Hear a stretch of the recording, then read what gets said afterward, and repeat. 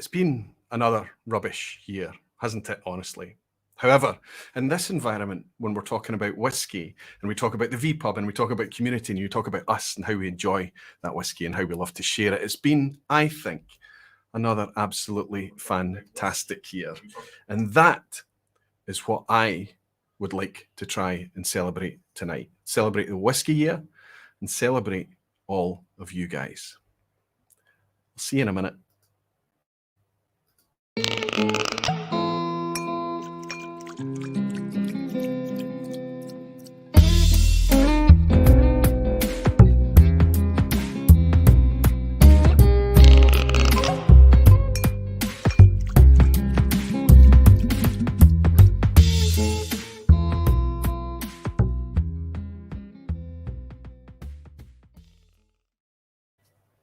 Hello, whiskey folk. Hello, everyone. Welcome to the vPub. Welcome to another Thursday night, and actually the very last vPub of 2021. And I know that a lot of us are very ready to say goodbye to 2021. We're eager, just like we were in 2020, to slam the door on the year. Now, in 2020, I finished the year with a summary of, rather than a celebration of, just because I felt that, you know, when things were really quite dark back then, I felt that a celebration was a wee bit atonal. So I decided just to summarise the year. We have to remember that back then there wasn't really much of a vaccine rollout had happened yet. And we were still very much in the dark days of wondering how 2021 was going to pan out.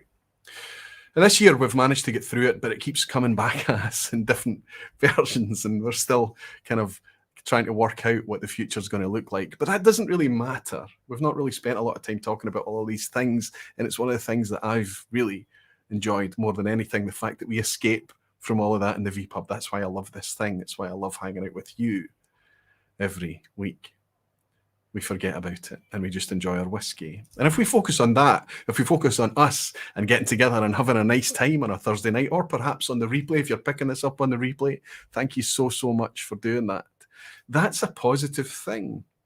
And whiskey, whether you're into Scotch or Irish or bourbon, world whiskies, it doesn't matter. I think that 2021 has been another spectacular whiskey year. Yes, a lot of us have found difficulty getting back into that rhythm of enjoying whiskey and in real life circumstances, but we've still had our technology. We've still had lots of virtual ways to share whiskey, and it's been a lot of fun. So let's focus on the positive. Let's remember that this channel is about whiskey evangelism and positivity and things, and just have a nice night celebrating community. The amount of guests that I've had, especially, and I think I don't know, a couple of dozen guests in December alone, but throughout the year, throughout 2021 has been fantastic. It's really been a special year for the vPub, and it's been wonderful to bring this to you every week. It's really been nothing short of amazing for me, honestly. A lifeline for me, healthy for me. It's brilliant to have enjoyed all of this company every week. I really look forward to it. So tonight, I want to celebrate how that can be, how that exists. And it only exists because you guys turn up here to hang out. That's the only way that this can continue. It's the only way that we can get people from the industry to step forward and have fun with us. It's the only way that we can all get together and have this kind of fun and this humor and this crowdsourced knowledge and information that we all like to share. All the friendships, all the whiskey clubs, all the events, all the connections that's been made in the chat, all of it just adds more and more layers of positivity to this whole thing, and I love it. So tonight, I reached out to the Bottle Chasers, I reached out to Sevi the Alchemist, I reached out to Scott Monroe, Kilted Moose, and G McQuee, Time for a Dram, Gregor, so that the three of those guys could step up tonight and hang out with me a little bit and help me celebrate all of you guys. There's so much to celebrate that it's too much for just one person, I think. So in order to make it a bit more of a community feel, I'm going to have co-hosts tonight in the shape of the Bottle Chasers. I've also reached out to two community members. One of them is a very, very familiar face. He's been around for a long time, and that is Jimmy Legg. He's going to be dropping in to join us for a wee game of us at Speyside. And that's a somewhat newer Barfly, but one that's been around throughout the whole of 2021 and probably goes back to 2020, and that's Alistair McPhail. He's on a UK time zone right now. He's back home for the holidays, so I grabbed the chance to get Alistair on as well. So we'll be playing a wee game of Is It a Speyside tonight, one of these coins, maybe more than one actually, since it's the end of the year. So you guys have got a chance to win yourself a wee Is It a Speyside glass topper Remember, you can't buy these. These can only be gifted or won in the vPub. So I'm looking forward to that as well. If there was one member from the community I could have join me for tonight, it would be Jimmy Legg, and he's here, he's backstage, so I'm excited about that. But strap in, because we've also got a quiz at the end of the year. And our quiz host tonight is, of course, Menno. Yes, we're all a wee bit nervous. We don't know if he's kind of giving us a softball, if he's going to lowball it for us tonight and give us an easy way to celebrate the year, or if he's just going to bring both barrels, dual wield this, one of his worst ever asshat quizzes. But I encourage you all, if you can, stay till the end and have a bit of fun hanging out with Menno as well. I'm looking forward to it, and of course I'll be participating along with you guys. There's something really important I want to say at the head. I know there's lots of chat coming in, lots of orange. If you're trying to get my attention, fantastic. Just type Aquavitae and I'll do my very best to pick it up. But I want to talk about the fundraiser, because we're going to do the draw tonight. There's been an amazing fundraiser in the last few months of the year by Gordon Guthrie and Gus Rennie for Kidney Kids Scotland. Luca Tevin was an 11-year-old who had to go through a kidney transplant, but rather than raise money for Luca, they actually, him and his family got very active in raising money for other families going through the same difficulties, the same difficult challenges and process. That is it's amazing. They were trying to raise £5,000 and they've blown that easily, 6,405 and 171 donations as we look at it tonight. So I'm going to drop in the link for that if you want to donate, because over 80 Barflies have already donated to that. It's quite amazing the amount of generosity that you guys have shown. In the live chat right now, I've dropped in a link for the fundraiser. I'll ask any moderators that we have tonight to maybe add that to their clipboard, and they will be able to hopefully drop that in throughout the night, because I will make the draw around about 11 o'clock tonight, just after I've announced my whiskey of the year. And you guys, anybody that donated has the opportunity to win one of 2 bottles from me, as long as you're in a place that I can place it into your hands or legally get the whiskey to you.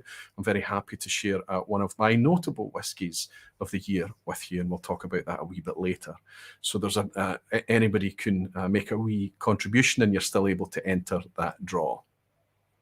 I've had a couple of wee drams bought for me already. I want to make mention of that quickly from Hoyt, my friend Highland Hamish. Slancha from the Highlands. My Hogmanay dram is a whisky shop bottling of Bracla in memory of the late Scott Dunn. Oh, bless you, absolutely.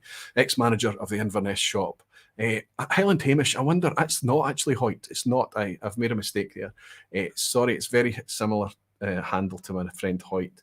But aye, that's a very nice sentiment. We lost Scott earlier this year. I'd never met him, but we made mention of that when it happened earlier in the year. Here's to old friends, and thank you for your drama, friend. Cheers, Hamish. I'm going to top this up. I'm actually sipping Loch Lomond 14. There's a wee calibrator tonight. I'll add a wee bit more. I just poured a wee drop of it, and I'm enjoying it very much again. Daniel Williams is saying, hi Roy, best wishes and a fab 2022 to you and yours. Lost a good friend on Monday. Oh, bless you, Daniel. Was able to say goodbye to him today while drinking a much-loved Fire and Cane. Please join me in a toast of celebration. Daniel, here's to you, and much in the same vein as our friend Highland Hamish there. Raise a wee glass to lost friends. We also lost somebody close this week as well. It's quite sad way to close out the year, but regardless, in memory. Cheers, Daniel. Thanks to you.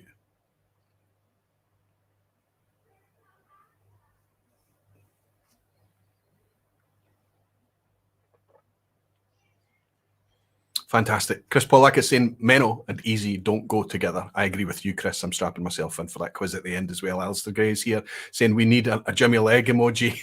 That's right, Alistair, we do. Doc McCallan Fine and Rare is in. Good to see you. Steve A as well. Sugar Kitty. Steve, I wasn't sure if you were going to be in tonight. McCallum Fine and Rare is he's celebrating the fact that Sevy's here. Fantastic. Ebhead, let's catch up with anything that's orange. A couple of people, Barflies are shouting to get my attention as well. Fantastic. Whiskey Novice member for 23 months. Menno, you say door closes.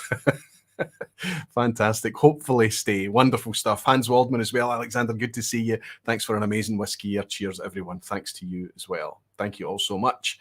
I'm sure there's going to be a whole bunch of you in tonight. I'm going to try and make this as community focused as I can. So I will be jumping into the chat tonight. So if you've got any kind of interesting contributions or whatever, just please try and get our attention, and I'll ask the moderators if they find anything that's crucial, please pitch in and help a wee bit. I'm just realizing I've got a wee thanks slide to go at the end of the night tonight, and I'm realizing that I've missed a couple of my moderators. Time for a Dram Gregor as a moderator, Steve A over in the States as a moderator as well. But I want to say thanks to everybody, even if I've missed your name off at the end. I won't make the same mistake again, guys. Thank you. So yes, drop into that wee link if you want to make a donation to the Kidney Kids Scotland appeal. You might remember we had a fundraiser here. We had 6 people here in the vPub to do a blind tasting with me one night. It was a fantastic thing, one of the very few in real life events that I managed to achieve this year, but it remains a highlight. I had a great time with the guys that turned up, and they all made a significant contribution to the fundraiser as well. But throughout some of the vPubs, we've been dropping in links and we've been getting donations in from the Barflies who have been joining us live as well. If you are interested, even after the draw tonight, if you're watching on the replay, if you want to make a donation, I'll leave the link in the donation in the description box and in the comments below so that you can help Luca, Gus, and Gordon blow that target a wee bit more. Fantastic stuff. Let's throughout tonight is going to be as reflective as we can possibly be, and as positive a vein as we can possibly be. So when I talk about the producers that are doing well, when I talk about the whiskey of the year and everything, I want to talk about producers that continue to bring things that are good value, available, and worthy of talking about. I'm going to talk about my producer of the year like I always do, and I'll talk about a runner-up producer. And when I talk about my whiskey of the year, I'll discuss the challenge I had in order picking my whiskey of the year. And even this week on the run up to tonight, I've been sipping in the evening and I've been changing my mind and I've been switching backwards and forwards. It's always difficult. And I think that that's a symptom of a good whiskey year, a good selection of good value, available, good quality whiskies. So we'll talk a wee bit about that because it is genuinely positive. Hoyt is in tonight. Hoyt is here and he's saying a barfly swearing is an ass hat. That's right. Jimmy Legg did coin the phrase ass hat. The reason that we have an ass hat question in the quiz is because of Jimmy Legg, his disgust. Let's introduce our friend from Nova Scotia, actually. He's one of our most prickly, direct, humorous, funny, warm, friendly, generous barflies. And it doesn't feel like a vPub if it's a night that Jimmy doesn't attend. That's very, very rare. I can think of maybe only 1 or 2 vPubs that he's not joined us for. So it makes absolute sense to have Jimmy Legg joining us this evening. But I'm going to read this wee thing out. I sent a wee post on Patreon this week to ask people to share their stories from 2021, their highlights or whatever, and I get loads and loads and loads of them. I'm going to try and get through as many as I can tonight with the help of my co-hosts, but it's going to be difficult for me to get through all of them. There are some cracking tales in there, so if you are a patron supporter, look at the comment section under that post. There's some great heartwarming stories. This one, however, there has been so little chance of getting to actually sit down with any of you face to face that it's hard to say that there's been any highlights. But recalling all of the great times we've had during the vPubs and lock-ins, I have to say that this year has been nothing but constant, tremendous fun. We may have never met in the flesh, and maybe we never will, but I can honestly say that this group has brightened the second half of my life. It's really hard to express how thankful I am for all of the generosity you've shown me. Cheers to you, mates. Cheers. And that is from our friend, believe it or not, Jimmy Legg. Jimmy, and you come, big guy. It's so good to see you. Why did you have to read that?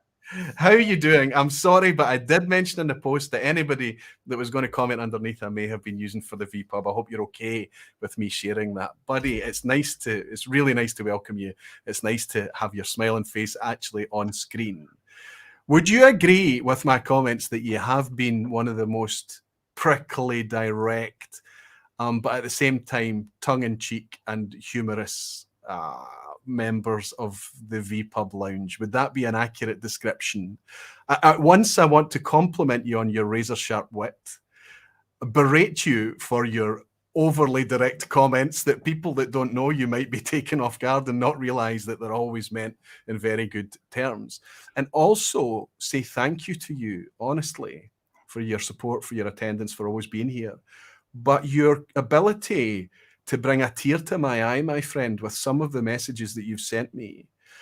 If I recall, do you mind if I go here? Is this okay? Let me tell a story about Blair Conrad, okay? And then we'll ask you to elaborate a little bit. I had a message from you a long time ago, Jimmy, when you first joined us, okay? And you said, okay, Roy, and you can nod if you agree with my recollection of this story. You said, Roy, you have broken me. I was skeptical. I was cynical. My friends and my wife will tell you that I am not a nice person. But in this environment and in this company, I feel like a nice person. And my wife, Angie, has told me that I'm a nicer person when I'm in this community. Do you remember that message? It sounds like something I'd say. How can that be? I can't imagine that you're anything other than a nice person. Is it? No. Is it a whiskey environment that makes you nicer? What is it? Well, there's no one here that makes me angry. That's the thing. That's a good way to put it. Yeah. There's 300 people here every week that are just great. Just great. Yeah. Yeah. But those people that are great think that you're great too. That's just because they don't know me. That's well, do you know, the thing is, Jimmy, and this is what I used to refer to, I used to call it our dram face, right? This idea that in the whiskey environment, we almost enjoy being slightly better versions of ourselves, right? We see people over our shared love of whiskey, and that lets us see the person first. We don't care about their politics, their role in life, their job, their world views. We don't care about how they look, eat, pray, all the things that I say so many times. Would you agree? Is that what you're talking about? No, there's just my daily life is dealing with people who aren't too sharp constantly. And they're not too sharp. No, they're just dopes, man. So when I get in this group, there's no one that I can't talk to that can't speak with me with some knowledge about what we're talking about. There's no one in here like that. And if there was, I try to keep quiet about it because I don't want to ruin it because it's so great. This is the best place. I'd be nowhere without it. It's fantastic. I have to say, Jimmy, that I'm very grateful for it too. I'm really, really grateful for it because it's really, especially in the last couple of years when it's been extra acute, it's escapism, very positive escapism. Do you look forward to your Thursday, I guess, afternoon for you, right? Evening, yeah, but these past years have been no different for me. Like you guys are used to getting together with all your friends and having a whiskey together, but I don't have anyone here for that. So yeah. It's the same for me. Nothing's changed at all. This is the place I come to. Don't make me cry, Roy. This is your whiskey escape. This is your whiskey escape. No, nobody's going to be making anybody cry tonight, buddy. Nobody's going to be making anybody cry. But let's recall, you're here to play a game of Visit a Speyside, and you're famous for being the man who developed a spreadsheet, an unbeatable spreadsheet that I'm not sure. I think I might have almost beat it the last time we played together. I don't know. I didn't. I got close. Okay, fantastic. You picked an Ard tonight. Remember? Sorry? You picked an Ard and a Merkin, remember? That's right. Okay, that's right. Okay. And what was it? What was it in the end? Remind me. Well, you had a bottle of Ard and a Merkin, but I got it in the end. And so you managed to guess it as an Ard and Merkin before the 10 questions were up. Oh well, yeah, okay. But I almost broke the spreadsheet then. Fantastic. Yeah. I probably picked Ard and Merkin deliberately because it was a new whiskey, of course. But tonight, you're going to be the target, right? So that means that you have a bottle and I don't know what it is. It's a core-range single malt Scotch whiskey, and everybody in the lounge gets to play along with this tonight and win a wee sniper coin. And I have 10 questions, right, to try and fathom out what Jimmy is hiding behind the scenes. Now, let's see how his poker face is. I'm rusty as hell at this. I'm going to do the very best I can. We've got 10 questions. I'm not handicapping myself, especially when I'm up against Jimmy Legg. I do want to say at the head of this challenge that we've been using Dalwhinnie as a centre point of the Highlands, but in the context of if the Malt Whisky Yearbook, for example, and I think even Dalwhinnie themselves has more recently been referring to themselves as a Speyside. But I think for tonight, we will still use Dalwhinnie as the centre point of the Highlands. But remember that Dalwhinnie may also be interpreted as a Speyside. Okay. Are you ready, Jimmy? Are you ready, Blair Conrad? Yes? 10 questions. Good luck to me. Let's start. Jimmy, is it a Speyside? It sure is. Ooh, it's a Speyside. Okay. Now, it has to be a core range Speyside, right? Of course. Let's go with, is it a Glen? No. It's a Speyside, but it's not a Glen. Exactly. Is it owned by one of the big four, Jimmy? That is Edrington, Pernod Ricard, Diageo, or Grants? William Grant and Sons? Yes, William Grant and Sons, yes. Just a second. Yes, it is. It's owned by one of the big four. Okay. So either that was, you're playing me, you're doing a Nick Keane, or there's a temptation to think it might be a William Grant. Let me ask you, does it have an age statement? Yes, I would never pick anything else. a student of Ralphie, no doubt, my friend, no doubt. It's got an age statement. It's not a Glen. It's owned by one of the big four. I'm also going to guess that if I know you, I would suggest that, is it 46% ABV or higher?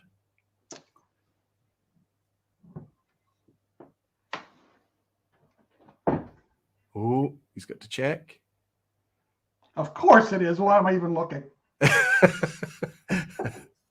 So that's a yes. Okay. So we have something that's either owned by Diageo, Pernod Ricard, William Grants, or Edrington. It's 46% or higher. It has an age statement. And it's a Speysider that's not a Glen. Easy, right? Absolutely easy. I'm halfway through, and it's positive so far. Is it owned by Diageo, Jimmy? No.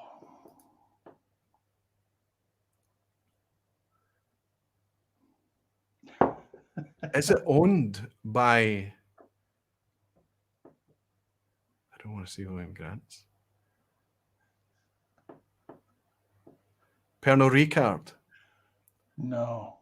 So it's not owned by Chivas. So it's either Edrington or Grants. Is That's it correct? Is it owned by Edrington? Oh my goodness, it is William Grant. I thought you were pulling a Nick Keane. Oh, you sod. Oh no. So we've got so much fun. We've got Glenfiddich, and it's a Glen. We've got Kinninvie. There's hardly any core range, or there's hardly any releases from Kinninvie. And we've got, is it a Balvenie?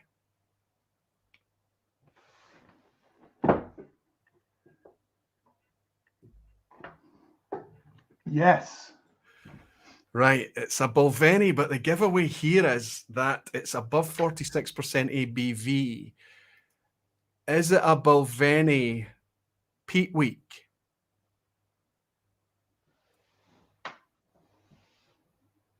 No. It's not. Okay, I'm down to my guess. I'm down to it. This is it. The Hurley.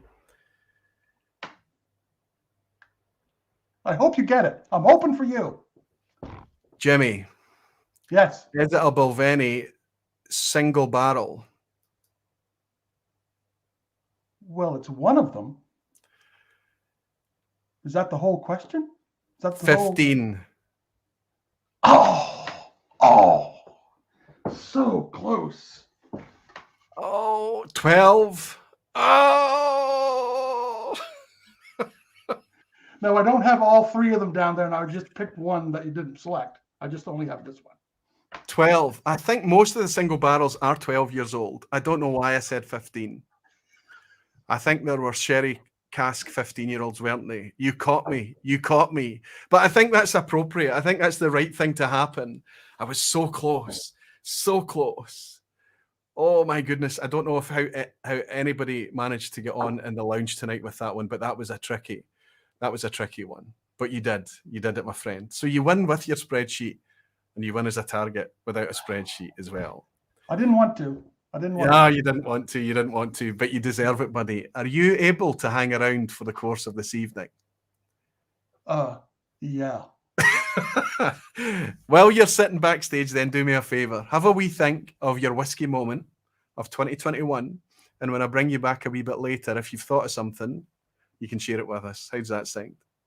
I don't like this assignment, but I'll do my best. You'll do your best. It can be a bottle. It can be a meeting. It can be a thing. It can be something that happened online. It doesn't matter if it happened online or in real life.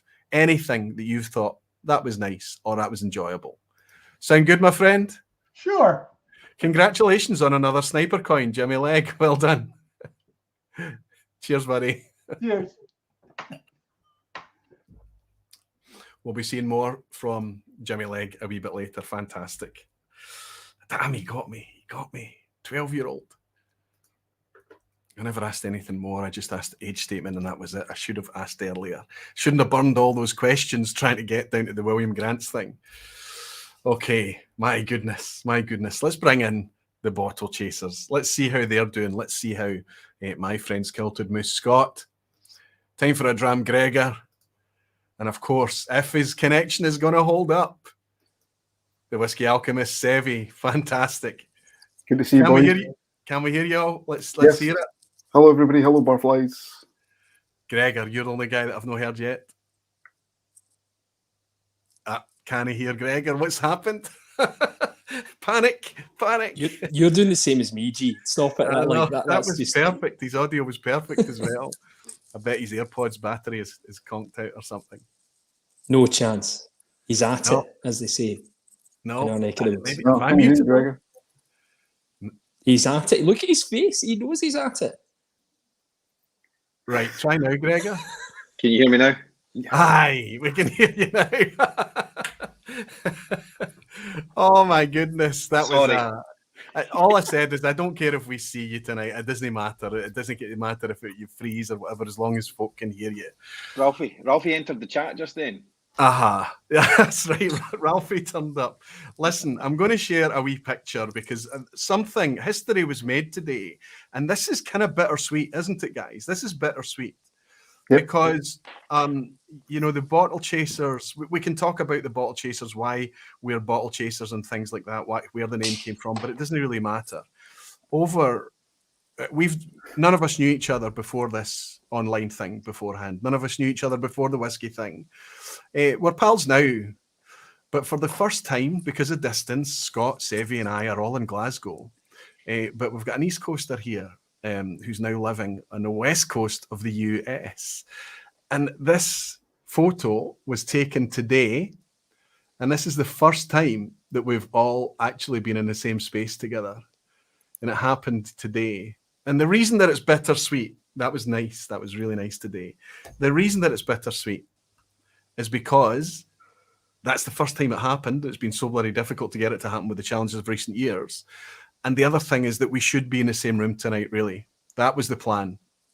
We were all going to be here together in the same space, much like the Oz was, much like so many things that we tried to do this year. The only one that we managed was Roddy and I. But we have to postpone it again. Yeah. Maybe next year. I don't know if Gregor's planning on traveling over again next year. But we'll make the most of it, won't we? Of course. Absolutely. Yes, absolutely. Soldier on. Yeah. I have sent out I have sent out to you guys a couple of wee samples, and I did say to you earlier today, this is not a blind. Oh, they're gone. They're gone. They're being They're enjoyed. in glasses. They're in glasses. Now, the reason for this is the best thing to do, I think, here is to share the intro video with you. Is that okay? If I do that quickly, sure. I will attempt. Will this work? Let's see. It's the wrong aspect, but it should work.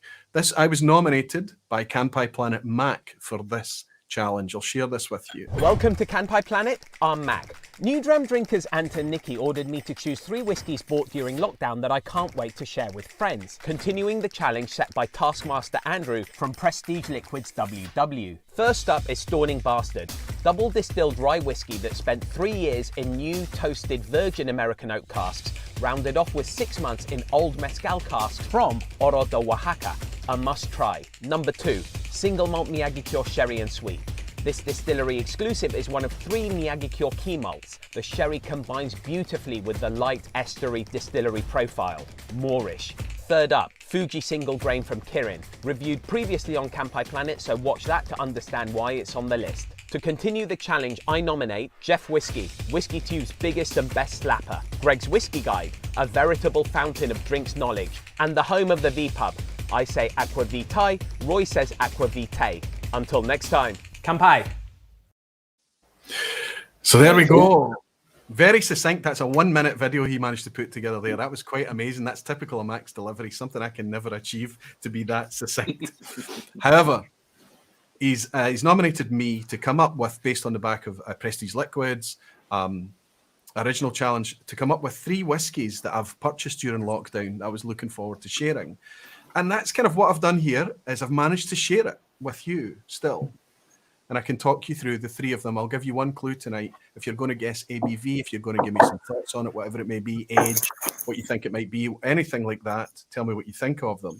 I'll tell you that they're all Scotch whiskies, and they're all very, very, very recent purchases. One of them, 1 or 2 of you may have tried before, but these were whiskies that I would have absolutely been sharing with friends over the holiday period. So, Scotty, I'll ask your thoughts on dram number 1. I would hope that we go through them in 1, 2, 3. And the reason for that is, well, I'll tell you afterwards, I think. What's your thoughts on dram number 1? Right, I've just poured it, right, so I'm coming at it a bit fresh. Oh, okay. Do you want me to come back to you? No, it's okay. I think the ABV's up there, nice and fruity. A lot of fruit, a lot of vanilla. I can't immediately place it. A kind of grassy note on it as well. Hold on a second, though. Number 1. This is dram 1, right? Dram 1, yep. Number 1. Any second-hand peat there, Scotty? No second-hand peat. No second-hand peat. Well, that's a good start. Sevi, what are you thinking about dram number 1? It's Kilkerran. Has it better not be Kilkerran? Always, like this is like a kind of a wrap up of everything this year. There's been so many funny. Kilkerran Gate was this year, wasn't it? I hope so. It feels like this year. But I don't know. It could be like it could be 2011 for all I know. But like, yeah. So anybody that doesn't know what this Kilkerran Gate reference is that Sevi is a self-declared Campbelltown maniac. He's a big fan of Campbelltown region, and in a blind challenge, he put Kilkerran 12 at the number 5 spot, and actually at one point declared that he wasn't getting on with it at all. That was the same night that Scotty Monroe actually picked it out as Kilkerran as well. But we all know that in a blind challenge on the night, 1 to 5, pick at your preference, that can happen to any of us. So while we forgive Sevi, we don't let him forget it. That's fine. I deserve not to forget that, actually, to be fair. That's fine. So, sorry, I never got your feedback on dram 1. What are you thinking? Well, it's lovely. It definitely, well, to me, it smells bourbon cask. It's very nice, fruity.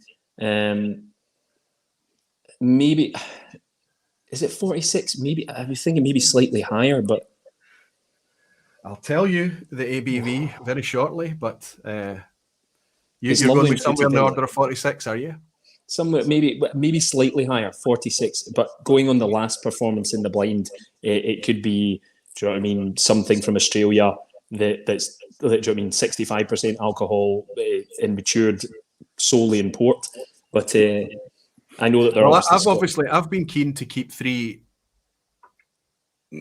special whiskies. Well, let's call them interesting whiskies for tonight. And I think this one is very interesting. What age would you put it at? Would you pick an age? I'm going to say 12 to 15. 12 to 15. Jimmy Leg is saying Sevi is too pretty to be brilliant as well. Love you too, Jimmy. Talking about pretty, let's move on to Gregor McQueen. How are you doing? As you're nosing, number 1 Yes. in your crystal cut Glencairn there. I did spot Yes. that. What's your thoughts? Is that all you've got left? Yeah, should I pace myself? That's all right. You're obviously enjoying it.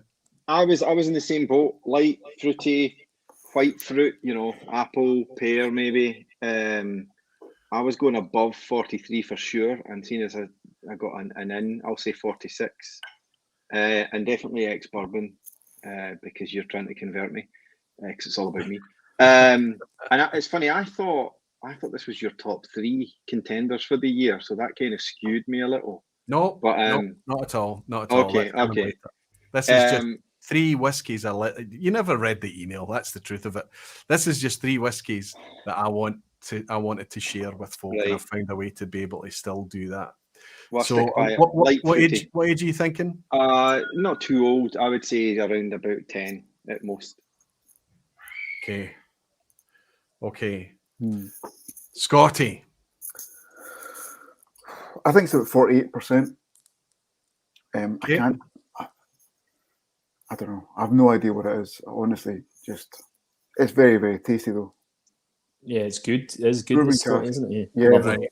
This is the amazing thing about Blind Challenge. Well, if you've got a cover handy or something to cover whatever's left in the glass, drop a wee cover on that and push it off to the side, boys. That's all I'll say to you.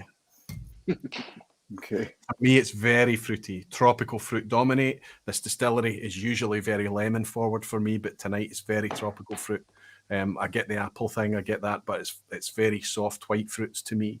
Very creamy, very, very vanilla. But there's a huge, dank Hessian sack, to use Scott Adamson's quote, dunnage note to it. There's something here that's fusty. There's something that suggests age to me. Very mellow, very integrated, sip by sip. It's quite complex. You'll get more a wee bit later. Dram 2 is quite a step change. It's quite a change. Josh Pence, sorry, Josh, has bought me a dram to say, Roy, thanks for helping a bourbon drinker navigate the world of whiskey in 2021. Looking forward to 2022 and Happy New Year. Cheers to you, Josh, as well. It's been nice to have you around, my friend, and I hope you're enjoying exploring whiskies outside of the bourbon realm. Fantastic, buddy. Thanks for your dram. Dram 2.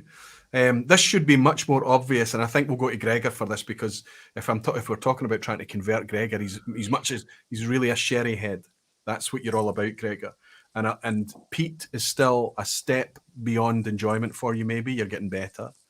And ex-bourbon cask is probably not your preference, whereas you find yourself in company like Scotty and I, who tends to prefer ex-bourbon cask. What are you thinking about Dram 2, Gregor? Well, I definitely get no peat on this one. No, I'm joking. Peat for days, savoury. I get frazzle crisps for days, which I'm not mad at. Those bacon. Yes, yeah. Bacon crisps. That's as far as I go. Percentage-wise, I don't think it's too high, actually. I would say this is maybe 43. Wow. Maybe. It's hard to tell. Actually, no, it's higher. It's higher. It's hard to tell now with the peat influence. It's a young peat, I would say. So it's hard to say if it's the ABV I'm getting or the peat. Maybe it's the peat I'm getting. So I'll say a young peat, maybe 43 upwards. Can you expand on that, Scotty? Everybody in the chat who can see the chat right now? Who can see it? Oh, strike 2. No, You can all see it, right? I'm not going to type it in. Then I'll let everybody know. Right. Yeah, peaty is kind of young peat, not cheap peat, second-hand peat. It's quite green peat, bourbon cask. It reminds me of a Kalila, but again, it's so hard to pin down. You're on Isla then? I want Isla, a lot of lemon going on in this as well. And then like some Kalilas, I get a kind of salt and vinegar crisp thing on the nose. And I'm getting a wee bit of that in this as well, which is maybe leading me down the wrong route. It's very pleasant, though, a really nice whiskey. I'm surprised how nice this is, actually. Honestly, Sevi, what's your thoughts? Well, I have to say, it's like listening to Marco Pierre White talking there with Scotty. You know what I mean? He's just giving me all these flavours of, like, I was never getting that. Oh, yeah, I'm getting some, a little bit of salt and vinegar crisps, a little bit of secondhand peat, all that sort of stuff. But no, I'm not a massive peat head myself, but I do like my peat with my sherry. So, but this is very, very palatable. Really, of the three, this was the one I would probably say that I would have chosen. Not necessarily I like it, but I would have chosen last out of the three because I'm not as big into my peat. But you still like it. I do still like it. I don't. I agree with Gregor. I don't think it's particularly old. I don't think it's like I was thinking, could it be Kilkerran heavily peated or something like that? But then I don't think that it's. I don't know. I don't think it's peaty enough for that. Well, I'm surprised by this. I had a first dram of this only yesterday because I opened it to share it with you guys. It was sealed. I brought it back from Germany this year. It was from my enabler in Frankfurt, Doc, Macallan Fine and Rare. Thank you, Doc. He brought this, so Doc knows exactly what this is, but I want to just tell you what this is right now. I was impressed with it last night, and I'm impressed with it tonight again. It's 50.8 ABV. It's from the south coast of Isla. It's 8 years old. Oh, right, okay. This is Ardbeg's 8-year-old for discussion. Okay. I agree with you guys. The savoury element is there, Gregor. The salt and vinegar, Sevi and Scott, absolutely. I'm getting that. The lemon forward, absolutely, I agree. It's sootier for me. There's a sooty and there's a slight kind of sugar sweetness there. But the impact thing here for me is how fully flavoured this is at 8 years old, right? This is full. It's lovely texture. Yeah, it's got a lovely mouthfeel to it. Yeah. Do you know what? I think that's still available. I think a new batch came out. I'm pretty sure a new batch came out. I have to say, I wanted to be like, okay, another young Ardbeg, what's new here? But then you taste it and you go, oh my goodness! And at this time of year, it's just terrific. Yeah. I've been suitably appeased, and I'm glad that I bought it, and I'm glad that Doc offered me the chance to get it. I hope that it's still available in the UK. It was certainly available quite a bit cheaper in Germany, and I took the chance to bring it back with me in my suitcase. So that's the middle one. This is my way of sharing with you. Sorry? That was a 50, you said? 50%? 50.8% ABV, yeah. We finished. Okay. Yeah. Jimmy Legg's asking the cask types. I don't actually know, and it doesn't tell us on the bottle. There's all sorts of nonsense on the back about the Ardbeg Committee and things like that. It's a very promotional thing. All it says in the front is that Isla single malt Scotch whisky, it has been proposed that there is 1, an unmistakable smoky Ardbeg intensity, 2, a strong whiff of charcoal and creosote. Creosote? Maybe in the finish, but I think the finish is the best point about it. You got lots of vanilla in the smack in the finish. Aye, absolutely. And you know what? The finish actually makes it's a wee bit like you've eaten a packet of salt and vinegar crisps, honestly, right? And number 3, it says curious hints of something vegetal, like fennel and celery mixed with wood smoke. Aye, okay. I have to say, I much prefer this to the wee beastie, which I actually don't. Absolutely. I don't mind the wee beastie, but this is way better. It's much more integrated. It's much more mature, despite it only being just 3 years. You know, it's enough to make quite a difference. It's lovely rounded. It's not spiky in any way. It's a lovely rounded. Yeah. You know, it's those extra 3 years or whatever have done wonders. Absolutely amazing. And I think what we are in order to guess it, probably there's people in the lounge that know the cast type of Ardbeg's 8-year-old for discussion 2021 release, and they'll know and they might be able to share and tell me too. I didn't spend any time researching it. Is that when we talk about young Islas, they can all taste a wee bit samey to me. There's just so much, whether it's young Kalila, whether it's a young Ardbeg, whether it's all, there's so many young Islays out there that's just kind of, and somebody else was talking to me about it quite recently as well. I'm trying to remember who it was when they talked about that. There's just so much of it out there. And the only way you can really detect much difference is to set them in contrast. I don't think that that's the case here. This is really quite composed in its own right. This is a good dram in its own merits. Don't remember how much I paid for it, but I think it was about €50. Doc Macallan Fine and Rare might be able to chime in, maybe €60. But I think it's quite expensive for an 8-year-old. But it's Ardbeg. It's a decent ABV at 50.8 as well.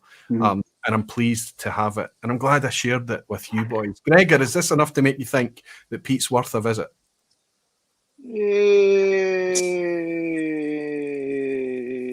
That's a yes, by the way. We'll take that as an answer. I'll say this much. To date, Ardbeg hasn't engaged me, but I enjoyed that. I'll say that. I think Lagavulin is my gateway to Pete to date, or a Highland Park, and I know Highland Park's like 5 parks. Macallan Fine and Rare Doc and Multi-Mission Menno, who's in the background as well, have both confirmed that it's ex-sherry casks. Wow, Now, see, after 8 years of that colour, we're looking at refill That's sherry, so I'm sure. strange. It reeks to me of a bourbon cask only. I don't get any sherry off that. No, and I would say even. the char note is also consistent with a bourbon cask, right? So, but ex-sherry, that's what it is. So, according to Doc Macallan Fine and Rare, they're talking it's refill sherry to my mind. So let's. The other two I'm sharing with you as well were special bottles, ones that I paid pretty high prices for, and the only way to really enjoy those special whiskies, that's not true. I'm quite happy sitting in a quiet corner. Everybody's in bed, the house is quiet, and I pour something really nice and just purr like a whiskey-filled kitten, right? Okay. But when you have something really nice, sharing it with pals doubles the experience for me. So these other two, number 1 and number 3, are both really nice, but the order I've asked you to sip them in tonight is interesting. I've gone with ex-bourbon cask. Well done on the first one, boys. Absolutely, it's ex-bourbon cask. Pretty quiet thing. I have to tell you, it's been in there a hell of a lot longer than what you guys have been guessing.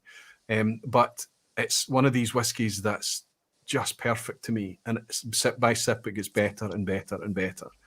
Right, I'm getting a bit of wax off it now. Or 3? Sorry, 1 or 3? Number 1. Okay.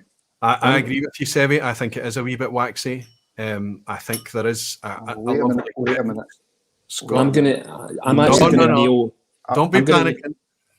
I think I might know the distillery here. I think I might have it now as well. Okay, good. Oh, wait a minute. Is it with Lynn Cleash? No. It's Unbelievably, no. Is it a closed distillery by any chance? It's not. Oh, No. that's the post. I think I've got it then. I think I've got it. Go ahead, Sevi. What do you think number 1 was? Just with the fact that you said it's not closed, it's got that waxy note. It's also got this kind of lovely, kind of buttery texture. That I'd say, vanilla. Yeah. It's got to be. It's got to be tonic. Or is it 18 years old? No, is it? 33 years old. Oh, we had that at yours. We had that at the charity. I did say 1 or 2 of you have probably tried this before. Look at this. Joy. This is one of these ones I'm supposed to be locking away and not touching. And I am absolutely loving it. But what's interesting, first dram of the night for you guys, of course, maybe, but you guys, it's this really quite quiet, this quite mellow, subdued thing. It's one of the things in whiskey that I'm most fascinated about, that the further you go down the journey, the more subtleties I think are unlocked. Mm-hmm. And the reason I've asked you to sip it in this order tonight is that I think number 2 or number 3 would have killed number 1. And I think what's maybe happened is if you've sipped back number 1 after number 2 or number 3, it would have just kind of flattened it out. What's interesting, though, is I've put number 3 after the big smoke bomb that is Ardbeg 8 for discussion. And I did that for a reason. I think you can follow a peated whiskey. You don't need to put a peated in the end of the lineup. I agree. I think so. Can I just say as well, number 1, I was going down the Imperial path there because there's kind of similarities. Very, very Imperial, absolutely. It's very similar. I get that completely. That creamy vanilla thing especially. And quite The quiet. only thing I didn't get, which I get a lot from Imperial Scotty, is that slightly kind of chamomile note, or the slightly kind of, do you know what I mean, that you get sometimes. So that was the only thing that was missing for me for that. Because I was thinking, oh, do you know what I mean? Because I get like the chamomile in Daft Mill and I get it in Imperial, and I like that kind of chamomile / Earl Grey, like herbal tea. But when I went back, there was like a massive. I don't know whether it was because it was such a contrast to the Ardbeg, but it gave this massive waxy like flavor to it, and it just kind of. And then I thought, okay.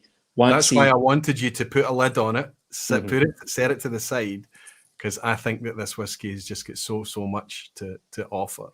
However, I think that a lot of whiskey enjoyment is about you often not sipping it blind. Sometimes the ceremony of knowing how special the thing is that you're sipping, you're going to sip it with that knowledge and approach it with that understanding and get a lot more out of it. Whereas if you're approaching a whiskey blind, I actually think that you tend to be much more cynical, much more inquisitive, much more, you're almost demanding more out the whiskey. Does that make any sense? You tend to be a wee bit coming in from the more negative side. I put that at number one because I wanted to I said, this is by far the most subtle thing. There's no way it can follow. It should follow the others because of the cost and the age, but it can't. Just on palate alone, it's the wrong order. However, I don't think it's a good idea to follow like a subtle whiskey or actually anything that's non-sherry or non-heavily wine cask to follow a heavily wine cask or sherry cask. If you follow a bourbon cask whiskey right after a strong sherry cask, you're asking a lot of the bourbon cask. I don't know if you would agree with me there. I think it was interesting watching a video recently with G Whiskey over in Taiwan, and he was talking about this cologne note. He's a Canadian. He was talking about, so he's obviously getting this perfume note, maybe a bit like Roddy's hairspray note that he gets on Royal Brackla from Deanston. He was getting that from Deanston. Yeah. Is that Siri just ordered you another 2 bottles of Deanston 12? I know. I need to throw it away. So I went back into looking for that cologne note, that perfume note on Deanston. No, wasn't getting it. I was getting creamy, waxy, barley forward, white pepper on the finish. I was just getting Deanston, what I normally get. And I followed one of my whiskies of the year tonight. I had, and then followed with a Deanston 12 one evening. And my goodness, did I not get perfume? Hairspray all over the place. It was incredible. And that fits because G Whiskey Jeff is very into his sherry cask whiskies. And I wondered if his palate is much more sensitized to that floral perfume side of the spectrum. I thought it was interesting. So that's why I've stacked these like this tonight. And your last dram tonight, boys, before we go in to enjoying the community with some community stories, there's another one that I picked. This is my Christmas present from the wife. Oh, this is a cracker. But that's right. That's the right thing to say. But if I'm honest, be as objective as you can about it. I want to be, because I think this is important to talk about this, because I picked this and I was a wee bit worried. And I think my worries have panned out, but not maybe for the reasons that you think. What do you think we're sipping in glass number 3? First thing I get, what I don't know whether it was after kind of trying the other two, was a massive hit of powdered coffee. Oh, aye. So it was like slightly, almost like powdered coffee mixed with maybe a little bit of cacao or cocoa, but this is gorgeous. Maybe even cold milky coffee, aye. Yeah. There is a mocha note. There is a coffee, cold coffee to me. I got as far as a sweet savoury for me. Coming off the back of the two, this was the most balanced for me. And I'm proud of myself because I think I know what your wife got you. But I said this was above 50%. So I think I know we're definitely in that territory. To me, it's like, and this might sound stupid, but it's quite a autumnal whiskey. For me, it's got kind of leaves in it, kind of maybe wet leaves. Yeah, get you, Scotty. Yeah, absolutely. So do you think that's from the spirit? Do you think it's from maturation? Do you think it's? I think it's from maturation from the cask. I would think. Yeah. So you think it's a good age, perhaps? Yeah. I'd say 20 plus for me. I think there's a bit of a medicinal lozenge thing, especially on the finish here. If anybody knows Lockett's cloves, that menthol thing on the finish, The fruit in here for me is everything is red. It's red berries, red currants. There's even a sharp tartness and even a wee, if you flirt with it for long enough, there's a slight mint and raspberry thing plays along as well. I was interested in how much flavour was in here, but it feels to me like it's disjointed. It doesn't feel as integrated as the first whiskey we had. That's okay, Roy. I'll take it off your hands. It's all good. So you enjoy this. That's exactly what I would have predicted. And you enjoy this because SMWS took very fruity. SMWS took something that's been 2.5 decades in ex-bourbon and fired it into a first fill Oloroso to produce this product. Now we understand why that happens, because you can't have outturn after outturn that's just ex-bourbon. And most of the mature product out there, it's not been in all these fancy casks. And so, there's a lot of re-racking happens, and that's as much to bring layers of flavour and to add complexity to the whiskey as it is to add variety to an outturn, honestly, I think. But sometimes, and the reason I went with this one and I picked this one, I was curious to give that whole thing a roll. And this was expensive whiskey, honestly. You'll see why in a second. But all it says is initial cask, ex-bourbon hogshead, final cask, first fill, ex-Oloroso barrique. Okay. I was going to say it's either a 46 or a 52. This is a 28-year-old. A 46. So you're very in tune with the outturns, right? And the age. 28-year-old Glenlossie. Wow. I know Sarah likes Glenlossie as well. Yeah, it's that fruit note. It's that there's a definite fruit note in there as well with that kind of like the sherry does I do like the fact that the sherry's in there, but I'm beginning to get a bit frustrated with the turbo finish, as I call it. I think the ex-Oloroso is dominant here. So somebody like Gregor with Gregor's palate is going to connect with this, and somebody I think with Scott's palate. Maybe you're going to sit on the fence with that one, Sevy, but with Scott's palate and my palate, I think we're going to be, oh my God, I wonder what it was like when it was fresh out the hoggy, right? Exactly. But do you know what? On the nose now, this might be another stupid thing, but if anyone of a certain age remembers, or maybe I think you still get it, cremola foam. The raspberry cremola foam on the nose. So that's like a sherbet type thing. It's a powder that you made into kind of fizzy. Used to spoon it in your mouth and let it dehydrate you, and foam in your mouth. Amazing. So there's how I responded, Mac at Campi Planet and Andrew at Prestige Liquids. That's how I responded to my challenge. I managed to get my 3 whiskies that I was most eager to share, and it was the present that I'd picked for my wife to buy me for Christmas this year. Thank you, Lynn. Thank you so much. Cheers, Lynn. It's still a delicious whiskey. She's like, she doesn't care. She paid for it, but I picked it myself. Surprised about the Ardbeg 8-year-old, and I'm very glad to share it with you guys as well, and it's all to have a positive reaction to it there. It's interesting, and I encourage you, please, to spend a wee bit of time with this. This was back in 1983, so this is when Chininik, before they had their mash filter and hammer mill, so this is kind of pre all of that stuff. That was late 90s, I think, for Chininik. Wow. So this is really old school stuff. I think it's a perfect Highlander. Interesting that Scott thought about Imperial. We were maybe flirting with Clynelish a wee bit there as Gregor picked up. All of that makes perfect sense to me. That was an expensive whiskey, but I think it was a bargain for 33-year-old whiskey. Chininik remains one of my favourite distilleries. Glenlossie is one of my favourites as well, honestly speaking, but I don't think Glenlossie, in my experience, the Glenlossies I've tried, has enough weight to deal with first fill Oloroso. I wonder if the cask that it came out of the hoggy just hadn't helped it much, and it needed that lift from the Oloroso. It's still a good whiskey, but it's a 28-year-old. I think it should be bringing a lot more of the integration that you're tasting on the number one there. I worry sometimes a little bit about that kind of, as I say, the turbo finish at the end of a 20-plus year. I think my opinion, Sevy, is the whiskey takes care of itself when it comes to variety. And I think that it doesn't matter if it's all coming out the same style of cask. Every whiskey is going to be a wee bit different. And if you try and you better be really good at what you're doing if you're going to try to finish it. We don't have the ability to compare this. We didn't get to try it before the first fill Oloroso. But after, I feel like I'm not sad to have this. I'm very happy to have it. But I feel like for a 28-year-old Glenlossie, I think it should be displaying and presenting it. I wonder though if you once you've got the bottle open, obviously it's just been open, Roy, just live with it for It's only been a open few a week. months. That's right. That's right.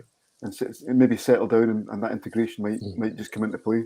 Wise words, See, Scott. Absolutely. Yeah. I think that the thing with the losses as well is what I've seen. Like I've really enjoyed my SMWS 46s, and I have done over the last kind of like 2 years.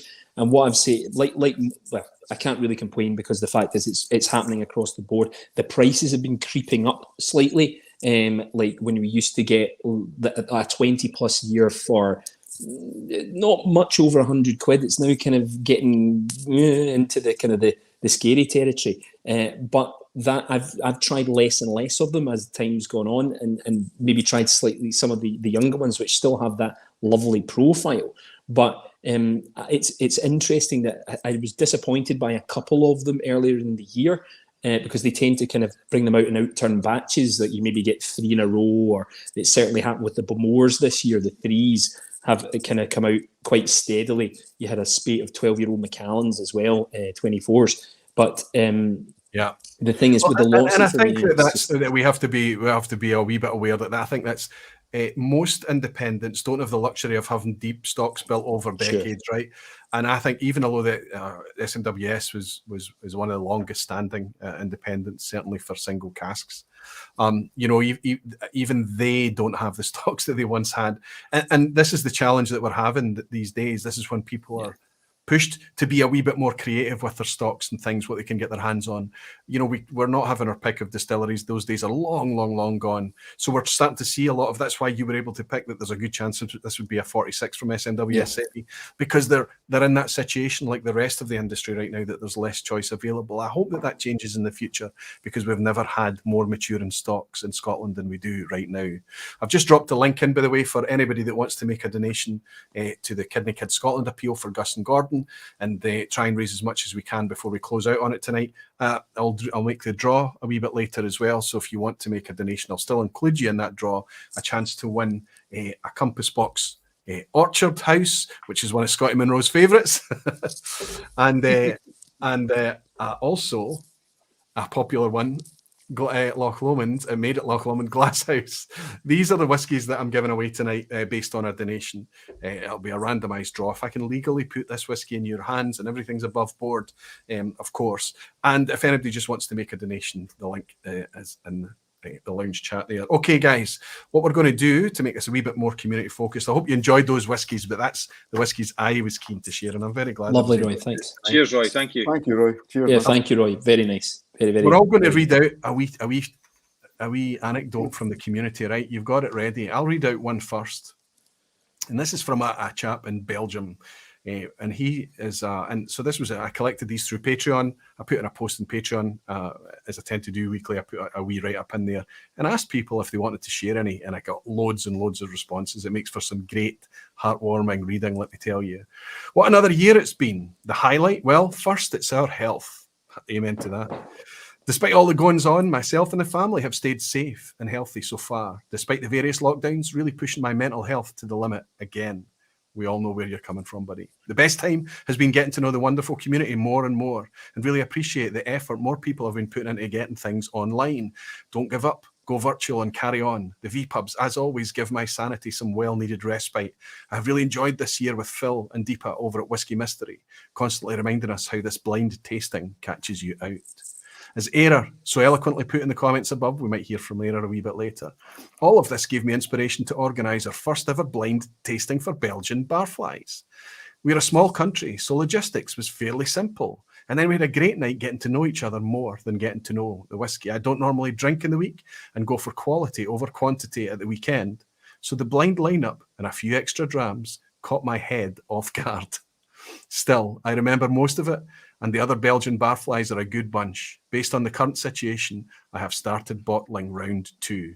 I feel like we are virtual for a little longer yet. And that's from Nick Stilton Massey, echoing a lot of our sentiments, I'm sure, from the last year. Nick, well done. The Belgian Barflies have got together. We've got a Belgian Barfly in tonight in the shape of Menno, but we've got Era and Nick and Tom, and I'm trying to remember them all now. But there's clubs and people and friendships, little collectives forming in this chat and community right now, and we're all the richer and more sane for it, I hope, despite your midweek headache, my friend Nick. Thanks very much for your contribution. Have you got something to share with us, Scotty? Absolutely. Now, shall I read it out and then tell the name at the end? Is that how we're going to do it? It's entirely up to you, my friend. Okay, well, I'm going to just start from the top. It's from one of our favourite barflies, who's always in. It's Helen Widdowson from Down the Road. Fantastic. And Helen says, our whiskey highlight of the year, well, there's been a few, sorry. Our first real-life get-together with the certified original guys and some fellow barflies, and meeting Frank face-to-face was the first awesome evening. Next, meeting the amazingly generous and welcoming Peter Lee, here, touring Glenturret with him and his lovely wife Denise, and then being welcomed into their home with open arms. A highlight indeed. And also meeting a certain, I don't know if you know this person, a certain Mr. Duff in the flesh, and enjoying a date at Deanston and his fabulous company also rates right up there as a top-notch highlight. But we're afraid our Whiskey Highlight 2021 is our first and certainly not our last visit to the magical Whiskey Isle of Islay. Don't really have the words to explain how awesome it was, and not just for the whiskey. The water life there was fantastic, but it was also amazing for the soul. I completely agree with that, absolutely. And we came home refreshed and reinvigorated and longing to return. So roll on, September 2022. I'll drink to that, Helen. Cheers. Fantastic. I know, Scotty, you can tell why I asked you to write, because how much we both love Islay so much and how we've very much enjoyed having our foot in that Islay soil. Very much so. Helen, it was a pleasure to meet you and Andy after so long, to manage to make that happen this week. One of my highlights was the fact that we did actually manage a few in real life meetups and been able to join you at Deanston for a bit of a muted tour, because you weren't able to do all the hands-on things that you're normally able to do, but it was still good fun. Gregor, have you got a wee anecdote to share with us? I do indeed. I'll try and deliver it in the same, or as equal to the Glasgow Patter. I've got a story here. Good luck. No, I won't do it in Patter. A story here from Alistair McPhail. Two highlights come to mind. The first one was a virtual one, unfortunately. Honestly, after a year and a half of Zoom, I was kind of fed up with virtual meetings, but I was really looking forward to the first Belgian Barfly's blind tasting. Good alliteration there, by the way, a lot of B's. Nick Whisky 101 had treated us on a World Whisky flight that sent us to Canada, Italy, Sweden, India, Japan, and Tasmania. The blind bar was a bit too high for me, but we had a great evening with Tom, Tumbler Bells, Menno, Nick and Chris Torres, who joined us almost by accident as he witnessed us gathering the samples at a local retailer and recognised Nick from the Aqua Vitae merch and the Ralphie hat. The merch is paying off, Roy. Luckily, Nick had a spare set and we had an extra participant. We had a very nice chat after the full reveal, and there was even a surprise visitor from Glasgow.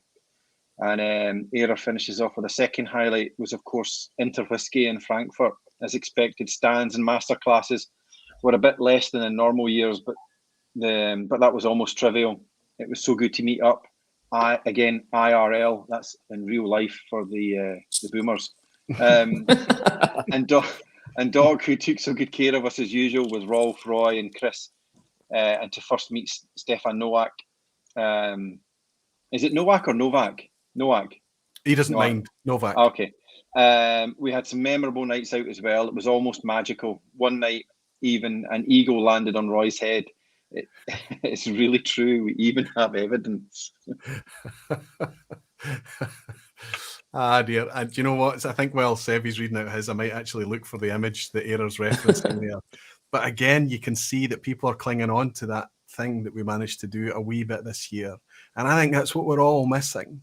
Jimmy was absolutely right tonight when he talked about it's not much different for him. He's in Nova Scotia. He doesn't get the chance to do what we were doing. But for us, it smarts a little when we're so close.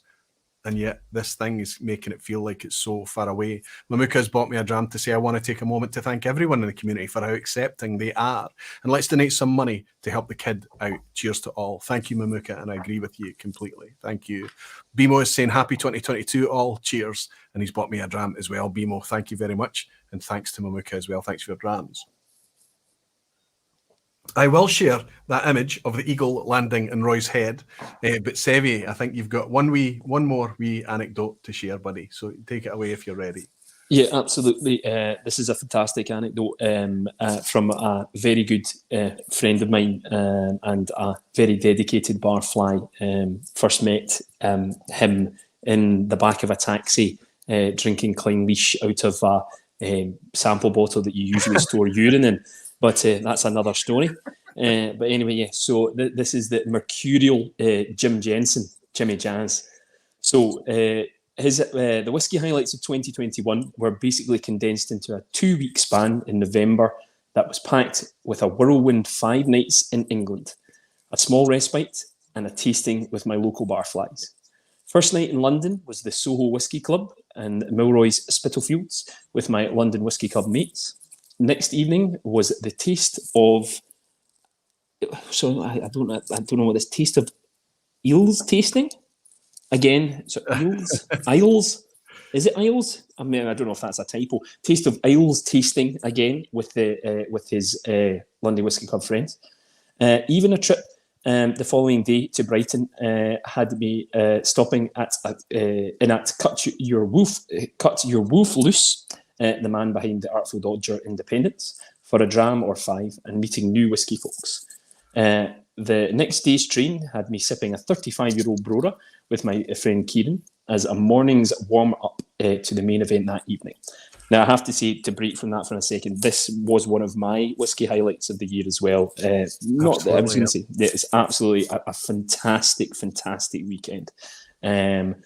Right, sorry, I've lost my place here. Yes, sorry, a Brora tasting with the Dusties in Bristol, hosted by the mercurial Colin Dunn.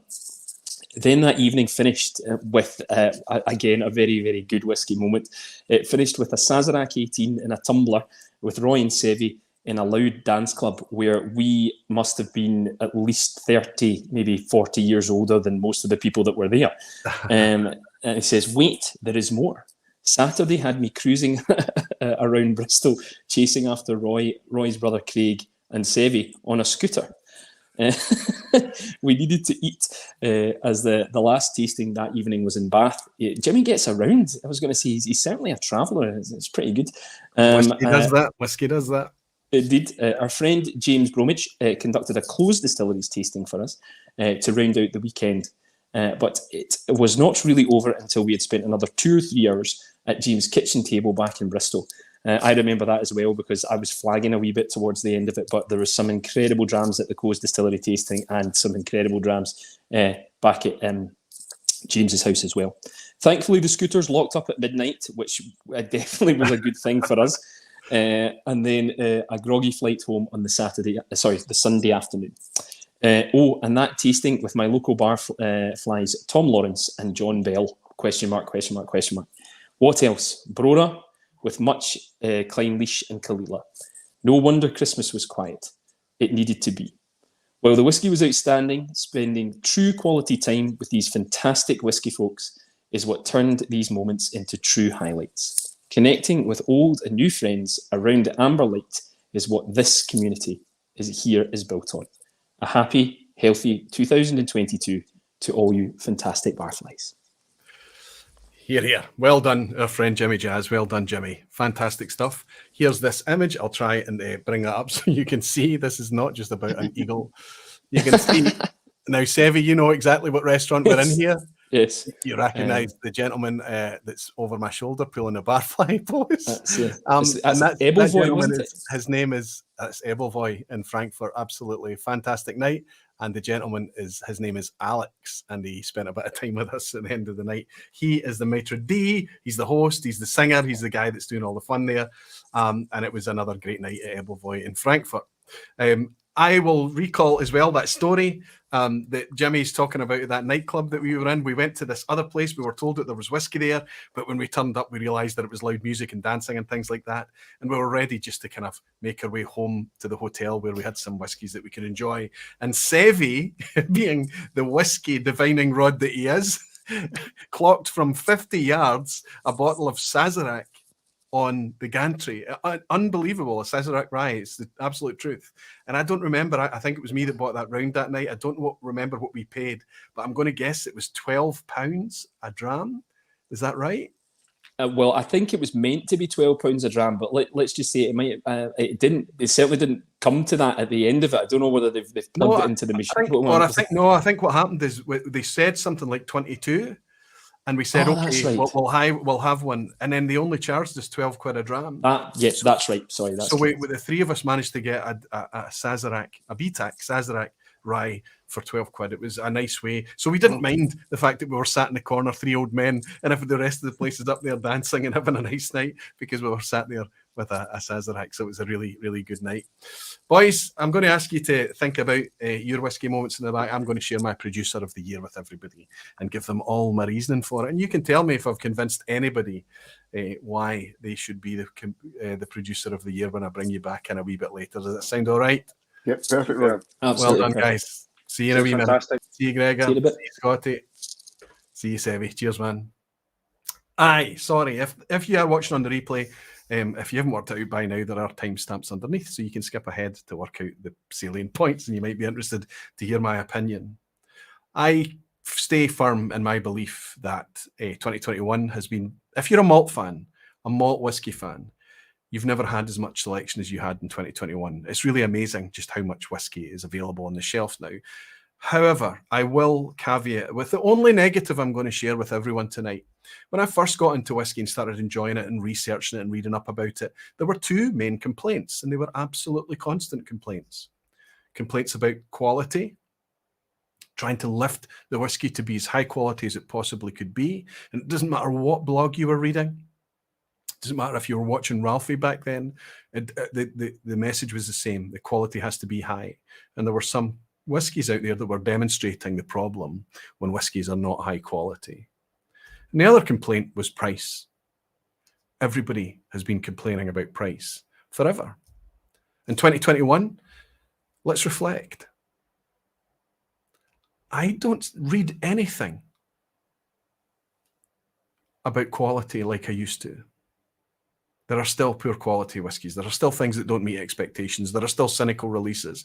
But generally, I kind of feel like people are able to find quality if they look for it. They're able to find high quality drams, not all the time, not everywhere, of course. But the discussion has shifted so much more towards price. And that's because it's becoming more and more acute for us. And the theme is going to continue for the vPub channel, for the Aqua Vitae channel and the vPubs and everything. And that's going to be focusing on the producers that bring the quality balanced with available good prices. That's the value proposition there. That's where we find value in whiskey. So if I celebrate a producer, I'm not picking out a specific release from them. I'm picking out a producer who I believe has been able to bring that to us throughout 2021. And that's the one I want to celebrate with you. This is not going to be a surprise to anybody when I talk about it. It's not going to be a surprise to you if you're a regular and if you've tuned in. But everybody will know, yes, I agree. That is a producer that has been bringing good quality and still maintain a fair price. The key here is to talk about availability. We would all love to rave about Springbank, wouldn't we? But it's tough to buy. The challenges on Springbank right now in order to deliver the whiskey to the people who really want to open it and drink it is huge. It's very difficult for them. They've always been a small producer. You're talking about 300,000 litres per annum. The Springbank are very small. We need to remember that. And if they're trying to catch up with the problems and challenges that they're seeing today, they're years away from that. So there's going to be a strain on Springbank for the foreseeable future. Unless the whiskey scene suddenly changes direction quickly, Springbank is going to remain in demand. There's going to be bigger and bigger difficulty getting a hold of certainly the special releases. And I think we might still see a strain on core range as well, although it seems to be getting a wee bit better and some stocks are sticking for longer. Long may that continue. My runner-up producer of the year is a producer who brings value, always bringing value. And that's because of their model. The reason that they exist was always to be a value brand. And I think that they are now shifting to be more and more quality focused. And we see with each new release that they seem to be, on the whole, with some exceptions, but on the whole, moving in that direction. Rapidly so in some cases. Some of the releases in the last couple of years from this producer has been fantastic. They didn't make producer of the year because I think they struggle a wee bit with their model. There's still so much of their product that has to go out into, let's say, high volume, low value, low margin type products, supermarket products, that type of thing. And that's kind of how they've built up their business model. But release by release, they're coming out with things that make me say, oh, I'm glad these guys are here. A brand I used to ignore, but now they're all over the place, and you commonly hear them mentioned on the vPub, and that's highly deserved, and that's Loch Lomond. I recently mentioned this bottle I'm sharing with you now, which is their 14-year-old core range product. Delicious, a people pleaser, very rich, very easy to enjoy. You can see I've got through this quite quickly. I've been enjoying sharing this one recently as well. This is, it says on the label, fruit and cinnamon. This is a very fruity product. It's from their straight neck pot stills, so along similar lines as their Inchmurrin, you could say. But it's also fruit and cinnamon, and that's because of French Limousin oak has been used here. So it's bringing a lot of spice. It says cinnamon on the label. You're going to get bacon spices, nutmeg and cinnamon.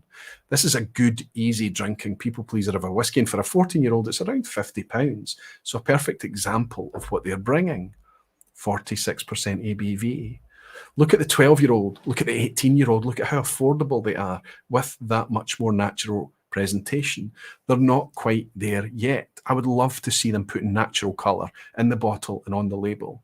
I would love to see them break down that final hurdle, not for their entire range, but much more of their range. It would be easy for us to raise them high and celebrate them. A distillery that was built in 1965, but bringing such fantastic product into 2021. The one that beat them do put natural colour on the label. They put out most of their product, apart from their very, very entry-level products, at 46% ABV, and they put it out there unchill filtered as well. Most of the range, in fact, almost all of the range, bar one entry-level product, I think, two entry-level products, thinking about it, have age statements. The whole ethos of this distillery owned by Angus Dundee is to focus on the stuff that malt drinkers enjoy. My producer of the year, in case you haven't already worked it out, is Glencadam. Angus Dundee's Glencadam, the Highlander. This Eastern Highlander has really, it's a perfect example of a lovely, light but complex, fruity Highland style. There's lots of spice, there's lots of complexity. Even at their 10-year-old, the one that I called a hero whiskey in 2020, remains an amazing buy. If you have not connected with Glencadam, whether it's their Andalucia Reserva, whether it's their 10-year-old entry level, whether it's their 15, their special releases, it's a distillery now. I buy blind. I don't need to try before I buy, and I've said that before live on the vPub. It's an easy choice for me this year. The whiskey of the year has been really tricky, but producer of the year for me is Glencadam. And I want to raise this glass and say, Glencadam, well done. Your whiskey is fantastic, and we're very grateful to have it. Please keep bringing that presentation, keep bringing that value. Well done. What say you? Kilted Moose is saying, the Scotty is saying, nice one. Whiskey Novice is saying, price, check. Availability, check. Quality, check. Superb. Philip Story is saying, Loch Lomond, Dara Gem, simply superb. Scott Pascoe is, please ask him to send some to the US.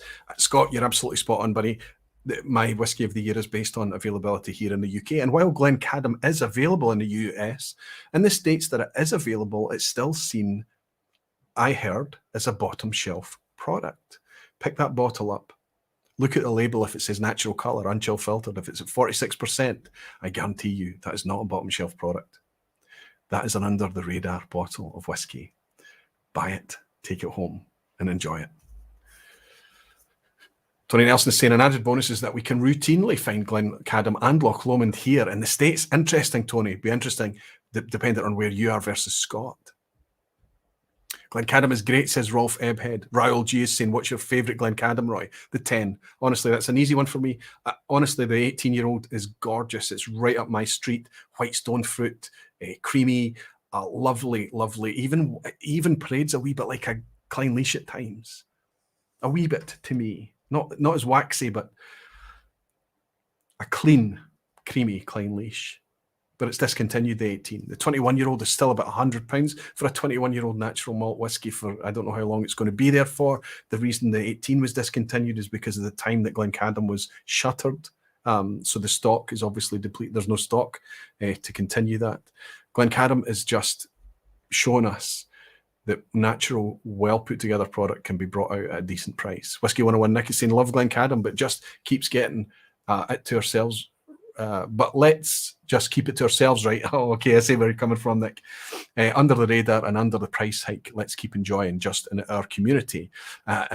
Well, I have this philosophy that if it goes out of reach, if the price goes out of reach, if whatever it is, we can't buy it anymore, it leaves a wake. And in that vacuum, we need to encourage other producers to follow that successful model. Why have they been successful? Well, they make fantastic product at good value, so people talk about it. They might even evangelize about it. That's what happens. Scott Allen is saying, I cannot get either here in Arizona, Scott. That is a shame. I hope you're doing well, buddy, despite it. But hopefully you'll manage to get your hands on either a Loch Lomond or a Glencadam soon. Jimmy Legg is saying, I was going to say that Glencadam had out-Clynleashed Clynelish. For affordability, Jimmy, you're absolutely right. The 14-year-old Clynelish is still, as I speak to you, in the dying embers of 2021, still available and affordable and a fantastic product, but it could be so much better. Clynelish from Indies and things, well, we don't talk about that anymore. It's not for us anymore, unfortunately. Graham Fraser saying, such a pity the 16-year-old cast strength Glencadam isn't core range. Ben Marnick is saying they'll be singing and dancing in the streets of Coatbridge and Brechin tonight. Congrats, Angus Dundee and Hellman family, as well as Ian Forteeth. Great stuff. I agree, Ben. Obviously, their head office is based just up the road from here, but the distillery itself is up in Brechin. Ellsworth is saying, if you love the 10, try and track down a Carnmore 7-year-old indie bottling. I have it already, Helen. Amazing, and gives the 10 a serious run for its money, Aquavitae. So that's a wee insider independent bottler tip. If you're based in the UK, you might be able to get yourself on that Carnmore. Peter Box is saying, I'm a Glencadam fanboy. Great choice. The whiskey friend Alan is saying, the Glencadam 13 has been awesome for me this year, Roy. It's one of the ones in the lineup here, the 13-year-old Alan. I'm glad you're enjoying it too. Glenn Duncan is saying, 10-year-old Parcel, number 6, $130 in Australia. The age statements are sold out. Oh, 10-year-old Parcel number 6. Wonder which one that is, Glenn. Whiskey Games is saying, should we start up supporting Brechin Football Club as Glencadam is their sponsor? Do they serve it with the pies? That would be nice. And Peter Leigh is saying, hello, I'm just home. Have I missed much? Not really. Loch Lomond is my runner-up producer of the year, but my producer of the year goes to Angus Dundee's Glencadam, and I think deservedly so. Fantastic. Let me read out another quick Patreon comment. I want to share as much of these as I can tonight because I just want to talk about the positivity that everybody's found in the year. The highlight of the year, says this Norwegian Barfly, must be the late night Sir Benny kebab in Glasgow, but there are many other highlights.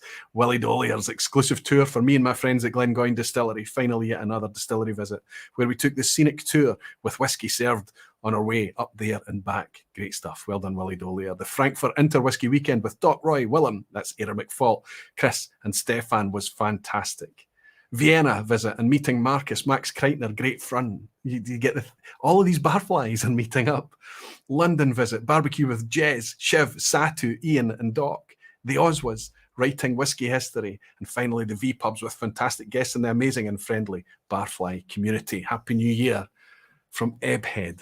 Rolf Isaacson of Barfly, one of our Barflies over there in Norway. Fantastic stuff, Rolf. Buddy, it was an absolute treat for me to hang out with you this year as well. Terrific stuff. I'm going to share with you and shortly what my whiskey of the year is, what my whiskey of 2021 is. But I need to go through a few It's not honourable mentions. I just need to illustrate how difficult this is year after year, especially in years where you've found lots of engagement, lots of good quality. That's happened this year. Most of the purchasing that I do, thanks to you, thanks to everybody that supports this channel, I buy everything with my own money. You give me the ability to do that. And that means when I look at something and I view it with the knowledge that I've paid for that bottle. And the value proposition then weighs heavy on my shoulders as I judge it. I know how much it's cost, and I need to judge it through that lens. There have been, despite me complaining about the constant price grind going up and up and up, there have been fantastic value whiskies throughout 2021 that's made everybody go, aye, okay, the future's bright. So before I get onto the top 5, I'm going to show you how difficult it was to put my number 5 by sharing some honourable mentions. Zenbud, it's Tom, superb, my friend, nice. There's a snug in the vPub where I can drop in. Absolutely, always. It's a pleasure to have you here, Tom, as well. These are all great value whiskies, and these are all joint 5th place. I'm going to pick one of them and say this is actually my 5th place. A blended malt from Compass Box, Spice Tree, 40-something pounds. I guarantee you, once you open this whiskey, it's going to be difficult to reach past and it's going to disappear faster than you imagine. Glasshouse, it's already been mentioned tonight as well. It was in a blind challenge. People were talking about it on the run up to the blind challenge here that we did live in the vPub. I've used it since then. Everybody's surprised. Don't expect this to be the best whiskey you've tasted in 2021, but just for the price I paid for this, first bottle, £30, second 2 bottles I got for a deal at £25 each. This is incredible. This is a blended Scotch whiskey, but it's all made at Loch Lomond. So the grain in here is actually 100% malt. So this is fully malt whiskey. This is a bottle of malt whiskey, but because it's been partially through a coffee still, it's labelled as a blended Scotch whiskey. And in fact, it's a single blend. Then we've got another Compass Box. So we're bookending our value picks at number 5 here with 2 Compass Box. And this was really, really difficult to choose. This is the Orchard House that just came out this year. It joins their core range. This is some young spirit in here, mostly Linkwood. You can go on the Compass Box website if you want to know what any Compass Box makeup whiskies are. But it was £40 it came out as, and so easy to drink. That is the sweet spot of a blended malt. So drinkable, so easy to enjoy, blended to make it as approachable as possible. These are both these Compass Boxes, as is the Glasshouse. They're all at 46% ABV, which all adds to that flavour and engagement, I believe. If I'm going to pick a favourite, I'm going to pick the Spice Tree. So number 5, Compass Box Spice Tree, a blended malt. And as the prices increase throughout 2021, I predict that we're going to find more and more value in that blended malt category. I hope that that's the case. I really do. My number 4, this one was always in the mix. It was never going to be out of the top 5. Second bottle of this now. This is from Inverhouse. It's from a bottom shelf distillery. This is one that we used to see as a cheap whiskey, as a value whiskey. Certainly, it still get that connotation. It still get that image, I think, in the US. And that was because of supermarket sales. They're now changing, and they're changing fast. This is fully natural. It says on the label that this is unchill filtered and natural colour. This is the Speyburn 15-year-old. Sip this alongside any other age statement similar to 15 years old. The richness, the flavour, the depth, the intensity that comes out of this. It is fantastic whiskey, truly fantastic. The 18-year-old, maybe you want to spend a few pounds more if you're more into a much richer, more kind of over to the more sherry-rich side of the spectrum. But if you're interested in something that's right in the middle, an absolute peach of a people pleaser, Speyburn 15. Honestly, it's at number 4, but there was times that I wanted to hold this up as my whiskey of the year. It's how much I've enjoyed my time with this. Everybody I pour it for as well are really surprised. It's that wonderful sweet spot, isn't it? 15, 16, 17 years old as well. This is very much the same as the Speyburn. Now, I couldn't really call this whiskey of the year because a certain wee man in the Irish Sea, our friend Ralphie, has nominated this as his whiskey of the year, and I have to say it's very deservedly so. This is my number 3 this year, and it's Leitchick 10. If Islay whiskey continues to get a wee bit more expensive, the core ranges, and Leitchick 10 still stays at this price, the malt in here is malted on Islay. It's obviously made in Tobermory Distillery. This is just a fantastically rich, wonderful whiskey, great value, and you can pour it for people and they are very, very happy. I even would propose this to you as somebody who's kind of getting into peat but not quite sure yet. This is high ppm. This is up in the 50s, 50 ppm, the malt in this. It's highly peated, but it's rich and deep. It's marmalade one minute, then kind of vegetal and agricultural the next. It's got lots of savoury licks to it too. It's got salt and maritime. It's a very rich and enjoyable whiskey. Everyone is saying, Roy, thanks for opening the virtual doors. It's wonderful that there's a safe place I can drink a few drams with friends. Superb. Thank you very much, Chris. It's wonderful to have you in always, everyone. It feels like you've been here forever. Thank you for your dram. Cheers. My number 3, but again, like the Speyburn, it could have been at any point my whiskey of the year. I think it's so deserved. My number 1 was a choice between 2, and I've been drinking these, sipping backwards and forwards, backwards and forwards, backwards and forwards to try and work out which way it was going to be. In the end, I finally made my mind up on as recently as Tuesday evening. Seriously, it was that difficult. So I'll tell you where I've put number 2, or what I've put as my number 2 this year, the one I really wanted to put as my whiskey of the year. It's expensive for its age statement, but please, I keep begging you all not to judge this by the age statement on the bottle because it's not representative. This came to me far too late in the year in 2020 to be my whiskey of the year. That was the 2020 maiden release, but I loved it so. I gifted it. I got through lots of bottles on my own. It's very difficult to get a hold of the 2020 maiden release now. This is a bit lighter. So this has moved a wee bit further away from the dry, slightly tannic, spiced, old school European oak flavour profile, the deep, dense, dark, lovely profile of the maiden release. This has gone a wee bit sweeter and lighter and fudgier. A bit more toffee in here, a bit more approachable. So if you didn't like the more tannic elements from the 2020 maiden release, this is more crowd pleasing, I think. Maybe not quite as dark, maybe not quite as old school as the 2020 release. But let me tell you a tale why this nearly made it whiskey of the year.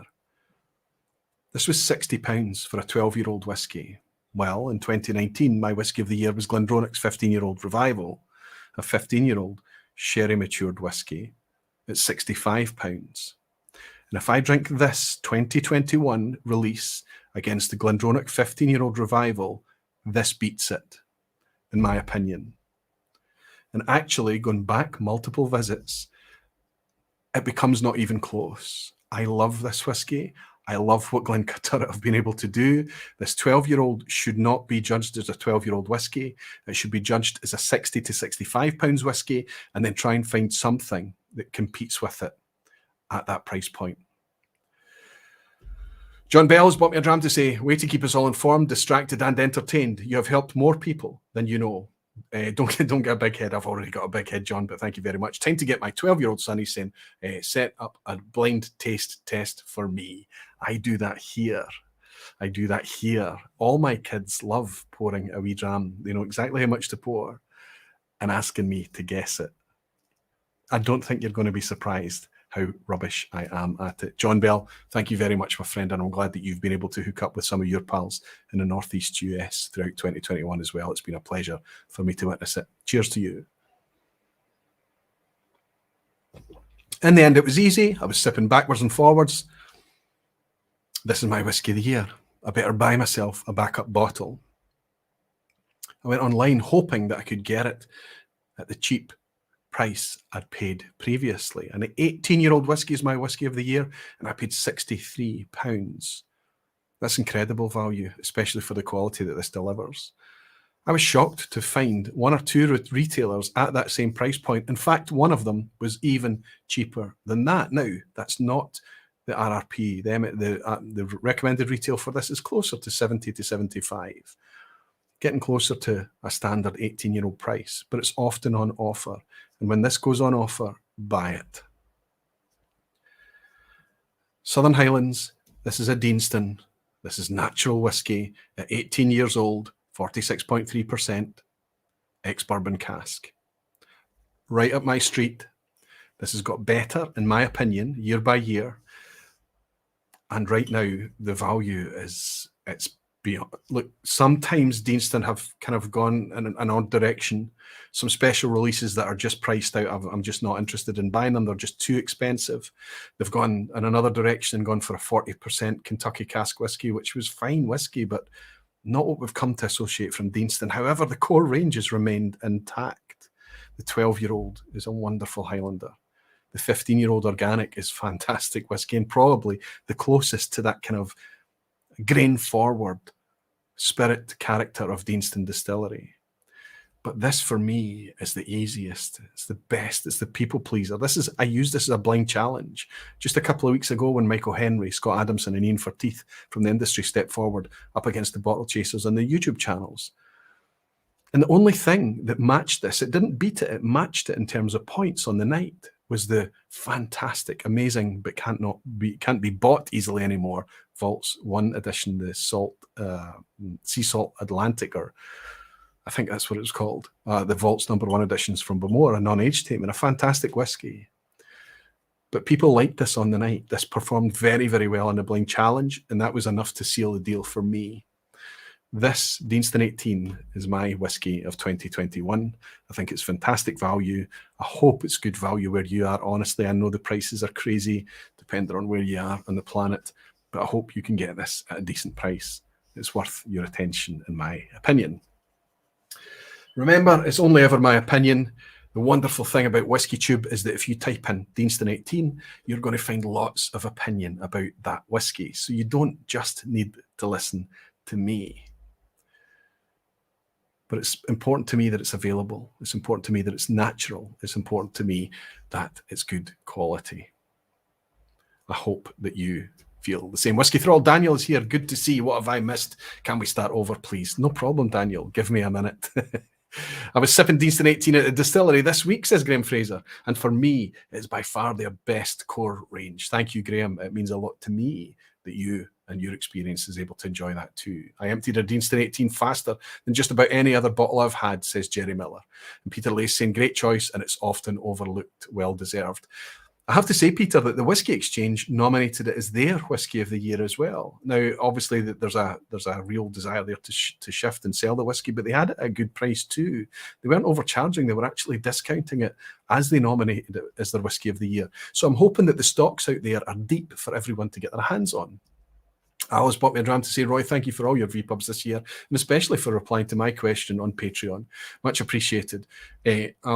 There's no secret that nobody goes unanswered on Patreon. I thank you, my friend, for your support, not just on Patreon, but helping me and here as well, and supporting me and buying me a virtual dram. I'll finish the last of my Loch Lomond 14 and say thanks to Al. Cheers. And Happy New Year to you too, Al. Peter Lee saying we are also lucky that it's local to us. I agree, Peter. Jimmy Leg is saying the Bowmore Sea Salt is available for me for $200, worth it. That's Canadian dollars, so it's about £100, 100 and something pounds. It's probably just a bit north, but I think you have to pay over the odds anyway. Jimmy, if you like Bowmore, I think that's one of the best Bowmores I've tried in recent years from an official release for the price point. Doc McAllen Finer Rare saying amazingly there's still truckloads of old Deanston 18 bottles here in Germany. How does it compare? Do you know what? I think what I'll do in the new year, Doc, if you remind me, I've got an old 18-year-old over there, an old brown label bottle.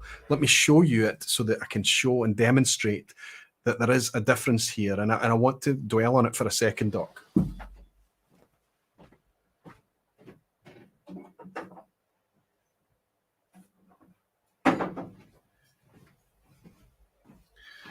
McAllen Finer Rare, Doc, is talking about this labelling of Deanston. Now, I fully expect that I'm going to be able to open this Deanston and enjoy it very much, and think that compared to the modern labelling, as we can see here, It's a wee bit different, right? We can see that there's been a bit of a change in the branding and labelling if they have not changed the bottle style too much. It's a wee bit wider at the neck and things and a wee bit squarer at the shoulder, but still recognisable as Deanston, right? The older bottling for me is representative, I think, at the 18-year-old level of the older whiskey that was produced at Deanston. And it's in my amateur opinion that back in the 1990s, Deanston was more of a factory. It was getting better year by year under the stewardship of people like Ian McMillan and Billy Walker and the team there. And it was getting better. Cask management was getting better, investment was better, and things got better, especially when Burn Stewart got involved and everything was revised. They started to make the product for a more natural presentation. They were always going to plan to put it out there unchill filtered and natural colour. We understood the story from the vPub with Ian McMillan this year, just how much effort was behind that, how much commitment it took. So going from this contract filling business model to this, no, we need to make something that's good for single malt's sake.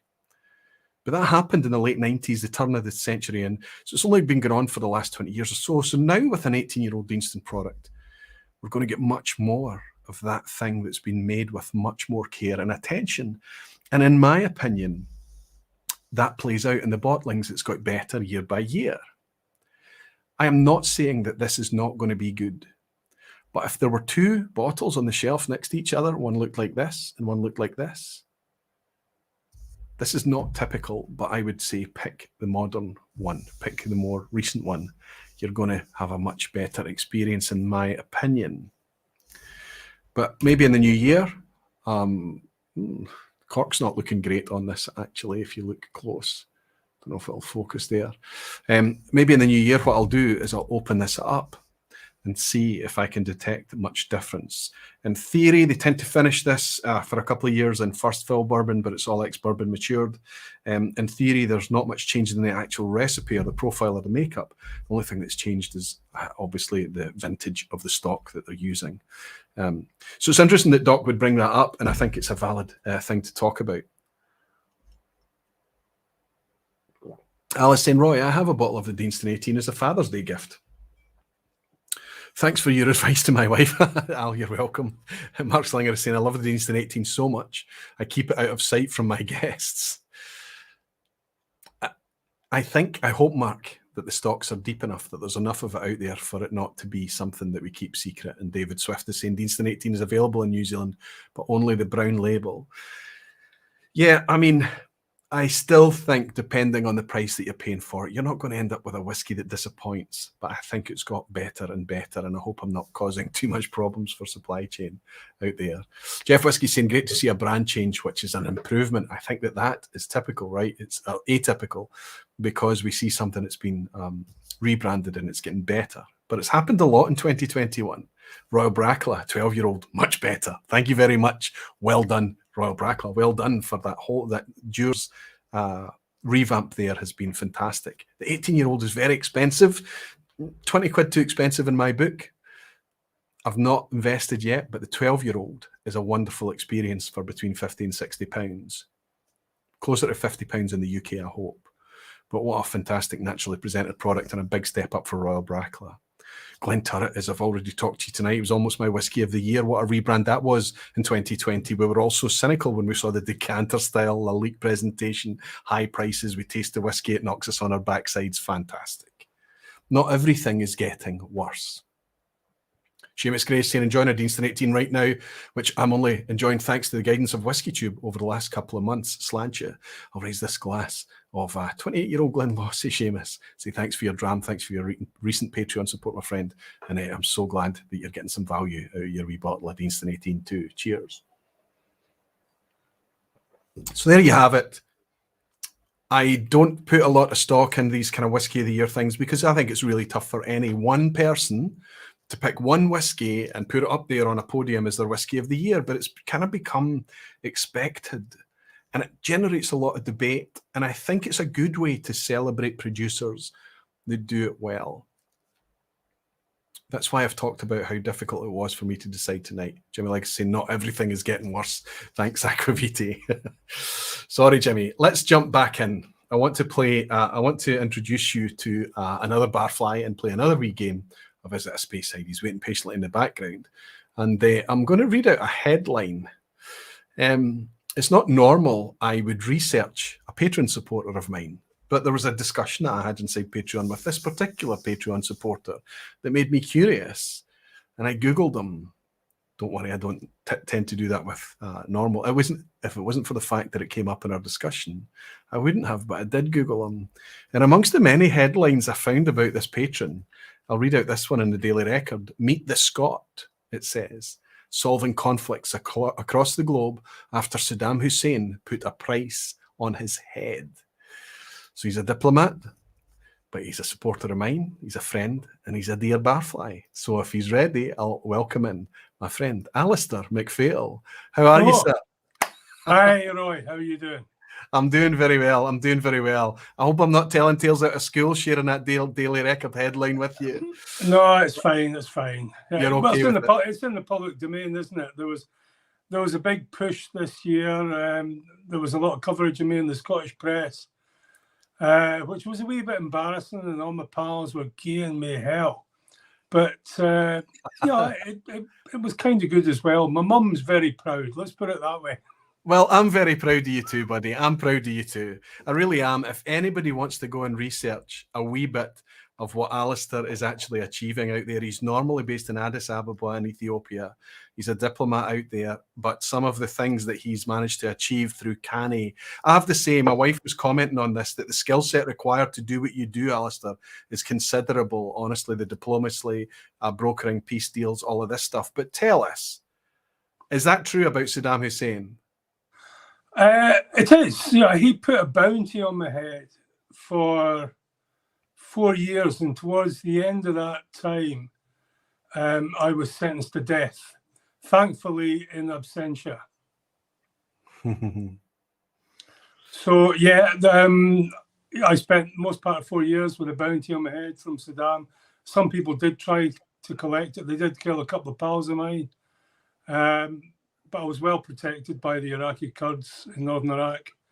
And then later, well, we know, I was sentenced to death, but I'm still alive. And Saddam isn't. Well, I'm very glad to raise a glass to that, Alistair. I'm very glad to see somebody out there, a fellow Scot, doing such a great job at bringing peace to far-off lands. I loved reading about you. I loved reading about your achievements, and I'm going to raise this wee glass to you and say thank you, my friend. Well done to you. Thank you. Well, it's a wee bit embarrassing, as you know, in Scotland. We don't like that sort of thing. We're not comfortable with compliments. Absolutely. We talk about it at length. We'd rather just kind of get on. But sometimes it has to be recognised, buddy. Now I want to ask, how did being out there, a global diplomat and broker of peace, how did that attract you to the whiskey scene? Well, I mean, I've been drinking the whiskey since I was a baby, as my mum keeps saying. She said there was. As I said earlier, a man from Maryhill, we would expect nothing less. Yeah, from Maryhill. And so, there was a headline in one of the Scottish papers that said "From Taggart to Tigray," which will mean something to Scots who remember Taggart, the police series. Absolutely. Which was set in Maryhill, which is where I'm originally from, in Glasgow. And Tigray, of course, is where the war has been in Ethiopia. But I've done a number of peace processes, a number of conflicts. And for me, whiskey has always been a wee bit a part of it. What has been really funny is being Scottish as well as being British, as well as being European. When I used to deal with the Iraqi Kurds, when Saddam had the bounty on my head in the late 90s, it was funny. The Iraqi Kurds would say to me, "You know what it's like. You come from a mountain tribe with these bastards down south, don't you?" I said, well, I couldn't possibly comment. Well, if Maryhill's a mountain, right? But you can play it up. But the whiskey's always been part of it. And people, they always assume that because I'm Scottish, I know more about whiskey than I do. And I have to say that I've been inspired by you and the community for the last year and a half. I came across you when I Googled how to pronounce Kalila early last year, because I had so many conflicting pronunciations. And even your famous actors were saying Cowl Isla. And you go, are you kidding me? was Brian Cox, and yeah, you know, the yeah. guy who's the lead actor in Billions, who comes from Dundee. You know who I mean? Brian And Cox, so, yeah, he's in Succession. That's right, yeah. a Succession, that's it, yeah. So there's all that sort of stuff going on. I thought, hang on. And then I stumbled across you, then the community. I was attracted to join your patron community as a DRAM ambassador, because as an ambassador, because I'm the British ambassador to Ethiopia, I thought, hey, Perfect. brilliant, I'm the DRAM ambassador. and it's really caught on. But also you spoke a lot of sense that I've tapped into among my British and international colleagues in Addis as well. So I've converted an awful lot of people to whiskey using Deanston 12. But as I told you yesterday, there was a woman who said to me, oh, I don't drink whiskey, I don't drink whiskey. And then I gave her a dram of a Knock 18 and she said, oh, I do drink whiskey. Because all of a sudden she realised there's a whiskey she really did like. And I love that. I keep saying, I mean, I've got this unfortunate reputation in Addis and among my own staff who say, don't ask him about whiskey, you'll never get away. That's right.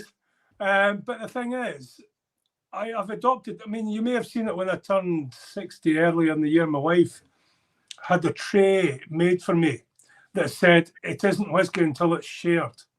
You know, it isn't whiskey on one side until it's shared on the other side. And I trot that out. I share with everyone. And I tell you what, it's been bloody brilliant. And this community, I'm not joking, I've had so many highs and lows. But my father died in October.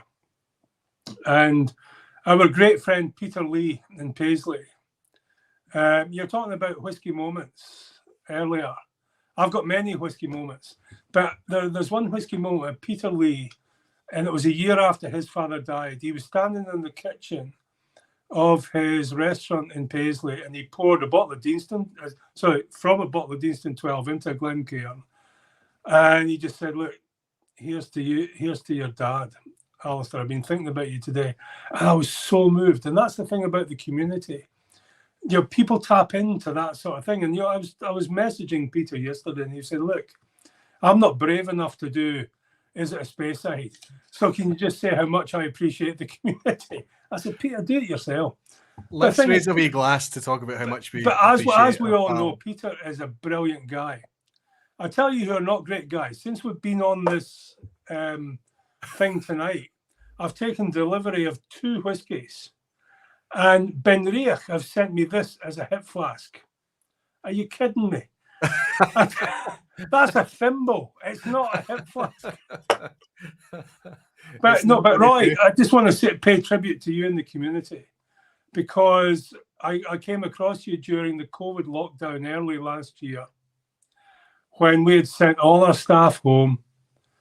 Not all of our staff, but most of our staff, all their families and everything else. And we were really locked down in Addis Ababa, and that's not easy.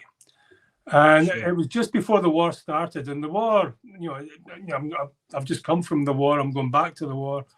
It was tough, but you and the community really lifted my spirits, so to speak. You got me trying whiskies that I'd already tried in pubs, but I'd never really thought about. You brought a structure to my drinking that wasn't there before. And so, I want to put this up for Sevi because of his Campbelltown Ben. Yes. Just to annoy him. You'll be cheering in the background. No, but the thing is, Roy, you've been, I think, more than Roy. Roy is a superstar kind of, but you have been that warm presence that gets us all engaged and has kept the community engaged. Well, I think actually, Alistair, I'll say that I just create the space. I open the doors, and people are happy to pour in and take a seat, get to know each other, treat each other as people first. Let me just divide the community. That does divide the community, Alistair. I thought we were kindred spirits right up until that very moment there. It seems to be. But listen, sir, I need to raise a glass to you. I think that we do have an equally open mind. We have an equally open view of the world and things, as our communication has reassured me of. I love the fact that there's a diplomat out there, a peacemaker, somebody, a real ambassador out there that's actually become a ambassador, and let me say, an evangelist. And we hear people say, I don't like whiskey, I don't like whiskey. We don't hear somebody that's saying, I don't like, we hear the idea that it's new meat, somebody that just hasn't been shown how amazing a glass can be. And to hear you talk about that transition from drinking to tasting is real. It's a real thing for me too. And it changed my relationship with whiskey, it changed my relationship with alcohol. And I'm glad that other people can benefit from the same idea as well. That flavour comes first, and actually, I was a drinker for a long time, Roy. Yeah. I appreciate, as I like to tell people, you know, I drink less but better. Absolutely, that's what it's all about. I used to, but just like you, I made that huge mistake of the Fettercairn 16 export only, and But give Fettercairn another chance and try and track down a warehouse release.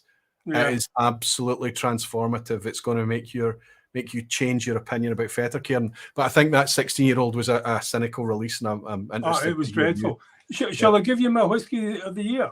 Aye, tell us. Aye, share it. I've got 2 whiskies of the year, to be honest. I mean, I love the Deanston 18, and I'm glad you stuck with it, having told me yesterday that was going to be your whiskey of the year. Oh, did I? Did I let the cat out the bag? Did I? Yeah, so I bought a backup My poker bottle. face isn't very good, Alistair. I bought a backup bottle. No, my original whiskey of the year came very early, about January or whatever, and I bought a Bladnoch 10. Yes. And I saw your face, and the Bladnoch 10 was just a knockout whiskey. Yeah. And I was so disgusted when they did when they took it off the market, they got rid of it and brought in the Bladnoch 11. Yeah, it's 1 year more, but so much more expensive and everything else. That was bad.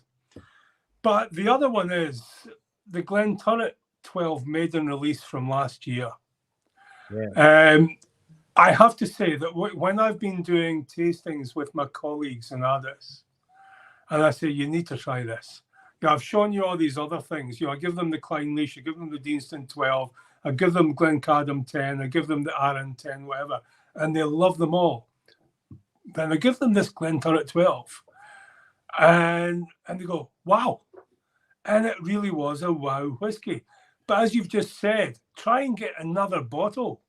I know. It's appalling. I know. But that's the thing. At least Glenturret are telling us this is the 2020, the 2021, and we can follow and we accept the fact that there's going to be drift and variation each year. I don't mind that at all. I'm telling you that the 2021 might not hit you as much of a wow as the 2020 release, but it's still worth every penny. No, I've got it. You know, I've got it. Don't worry. Good man. Good it's man. Upstairs. You're here to play for a coin, my friend. I am indeed. You are. And I think having watched Jimmy Legg, I feel a wee bit intimidated because I deliberately didn't choose a Speyside, thinking that you would be all over them. There's one question. I think before you share any more, you're giving too much away. All right. Well, we just go with it and play for it. And Okay, the only thing I feel a wee bit awkward about is the fact that if I don't want to use the analogy of being sniper and target when we're talking to a diplomat who's in a war zone and has had a hit on him for so long. So maybe that's not. It's all right, Roy. I've worked in a lot of war zones. I've worked in a lot of peace deals. I'm going back to the war zone at the end of next week. But that's fine. I don't mind that. You know, I went up to Tigray last month to see the other, you know, the guys fighting the government, etc. You know, it's fine. This is what I do. You know, I do negotiations, I do mediation, I do diplomacy. I'm so bummed that I never got a chance to come and meet you in the pub that night. I don't remember what it was. I don't think I was here. I think I was. No, it was your younger son that tested positive for COVID. Okay. That's right. That's back in September. Summertime, yeah, your son had tested positive for COVID, so we couldn't meet up. Yes, of course. That's the bummer. Alistair, we need to make it happen in 2021. I know you're down in London just now. You're heading back to Ethiopia, but I know that next week, back to the homeland. Fantastic. No, but I'll be up. Don't worry, I'll be back up in Glasgow before too many months pass. Well, there'll be a dram here waiting for you, my friend, when it happens. Thanks very much. You have hidden off screen a core range single malt Scotch whiskey, and I've got 10 questions to guess what it is. Is that correct? It's true. I'm less certain than I was before Jimmy Legg got going, but all I need is for you to know the owners, the geography, and the stats on the bottle, ABV, age, that kind that's of thing. fine. And we'll play That's through fine. it. I am sniping. You're my target tonight, Alistair. Let's see if I can claim that ransom on your head, which is tonight, I'm afraid, nothing more than a wee plastic coin. I thought it was over that. But a wee special plastic coin. My friend, I know you've given something away, so I'm going to ask you, is it a Highland? It is. It's a Highland whiskey. Would you consider it a Northern Highland whiskey? That would be north of the WotYs. Bloody hell. Yes. Okay. Is it owned by one of the top four, Diageo, Pernod Ricard, Grants, or Edrington? No.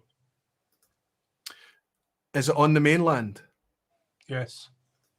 Does it have an age statement on it? No.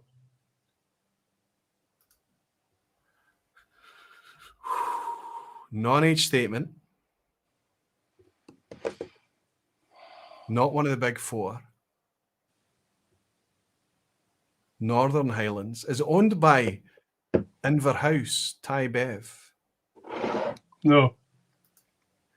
So it's not Old Pulteney, it's not Balblair. It's on the mainland, it's north of Dalwhinnie. I sometimes get caught out with, I need to ask, is it east of Speyside? Is it an Eastern Highland? Yes. Oh, I'm glad I asked that, my goodness. Is it a Glen? Yes. Is it a Glen Glassaw Evolution? Bastard.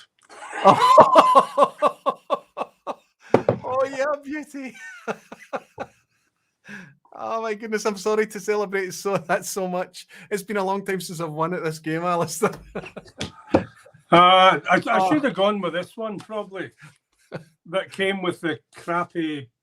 Ben Riach, the 12. Okay, it wouldn't have been a Glen, it would have been a Ben. Fantastic. Yeah, no, the two I got tonight were that.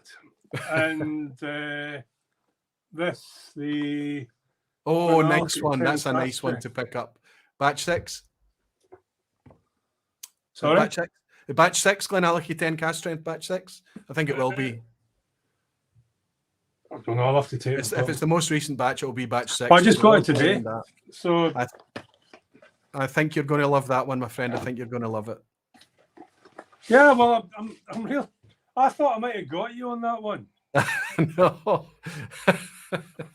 There you go. There you go. I decided to go for a snipe and I managed to pull Mind it you, off. I gave away the first question, didn't I? Yeah. That's right. You did. I should have maybe handicapped myself a wee question there. Let's raise a glass, Alistair. Let's raise a glass to a couple of things. Let's raise a glass to our friend Peter Lee for his generosity and his thoughtfulness. Let's raise a glass to you, my friend, and everything that you've achieved. I can't wait to hear more stories from you. And let's raise a glass to this thing that's in the glass and the evangelism behind it. Alistair McPhail, a pleasure, my friend, an absolute pleasure. Slanchava. I love being part of this community, Roy, and thank you very much for what you do. You're welcome, my friend. You're welcome. I hope you can stay till the end.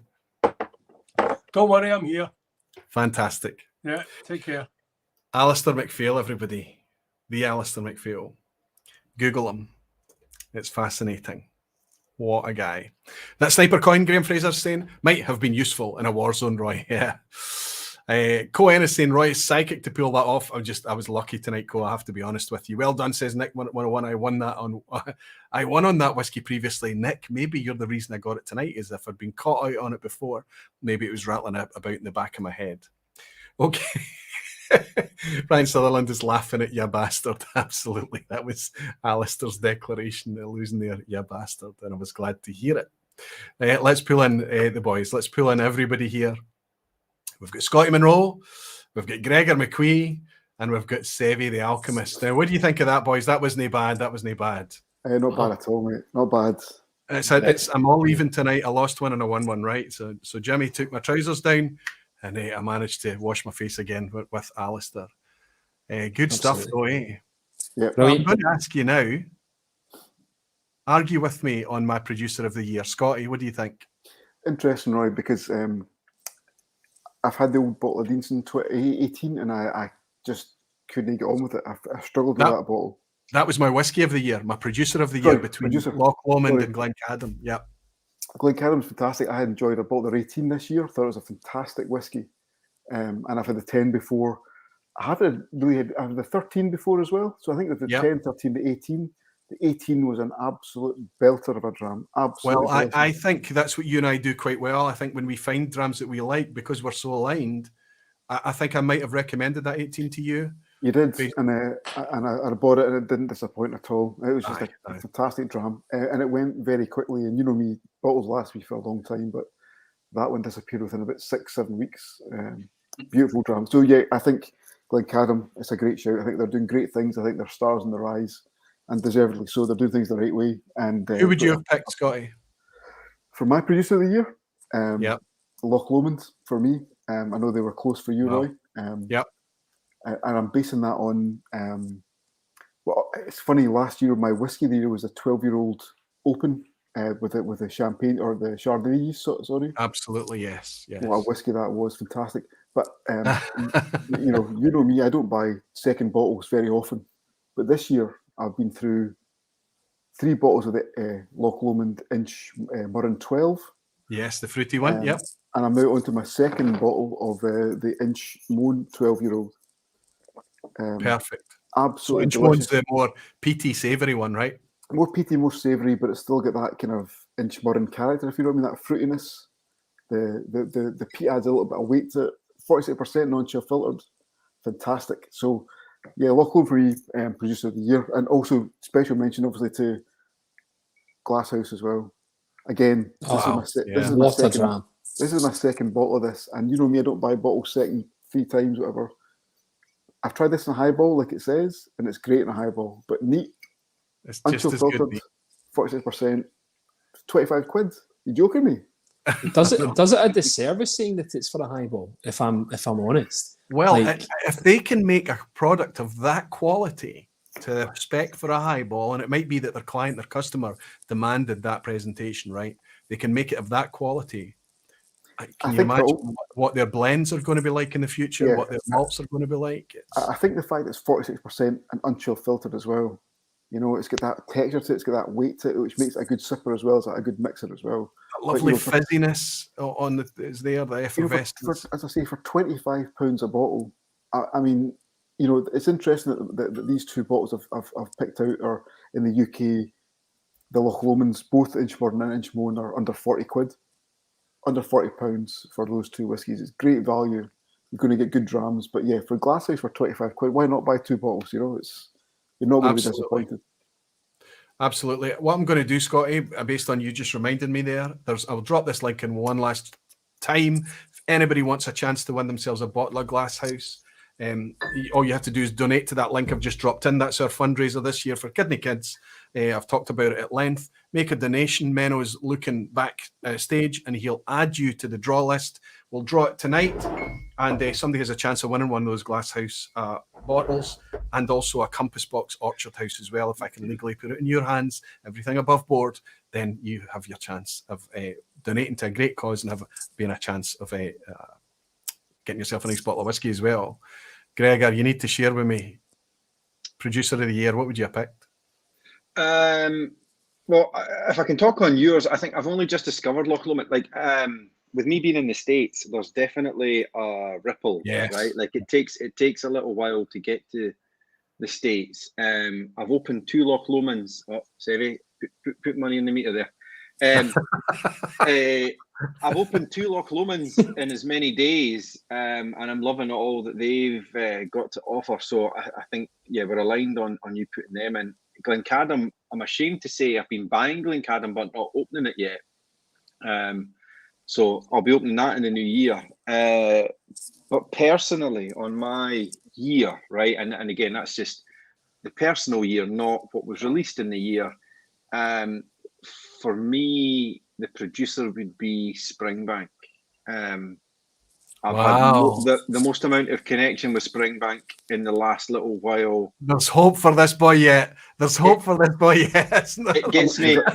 And it gets me. A real tier. A real Oh. tear. A wee tear. It gets me, and it gets me a 2-for-1, right? Because Kilkerran, you could say, is kind of snuck in under Yeah, Springbank. But that would be my producer of the year. Springbank. I don't think anybody would have an argument with it, and I think you're fortunate that where you are in the West Coast US, you've got a chance of walking into a retailer and being able to pick up some as well. So all the power to you as well. Shit, Yeah. Sevy. Now, if we know Sevy, we're going to be something that's brought along the big, the bold, the alive, the shouty, the thing. And I know I don't want to stereotype you, buddy, but the things that you get excited about are the things that are. You love the oddball, you love the different, you love the things that's willing to step out of line a wee bit, don't you? Is that in line with your producer of the year or something a bit more tame? Well, see, the thing is, like, my producer. It's hard. Yeah, it's hard. Isn't Yeah, this it's thing hard. But the thing is, I have to say, like, from a producer, I don't even know if I can really call this a producer of the year, because as the producer, they produce so much. But I have to give it to them, because I have to say that the whiskey that I have been drawn to the most by far, different types of expression, different bottles. You know, I love my indie bottles, all that kind of stuff.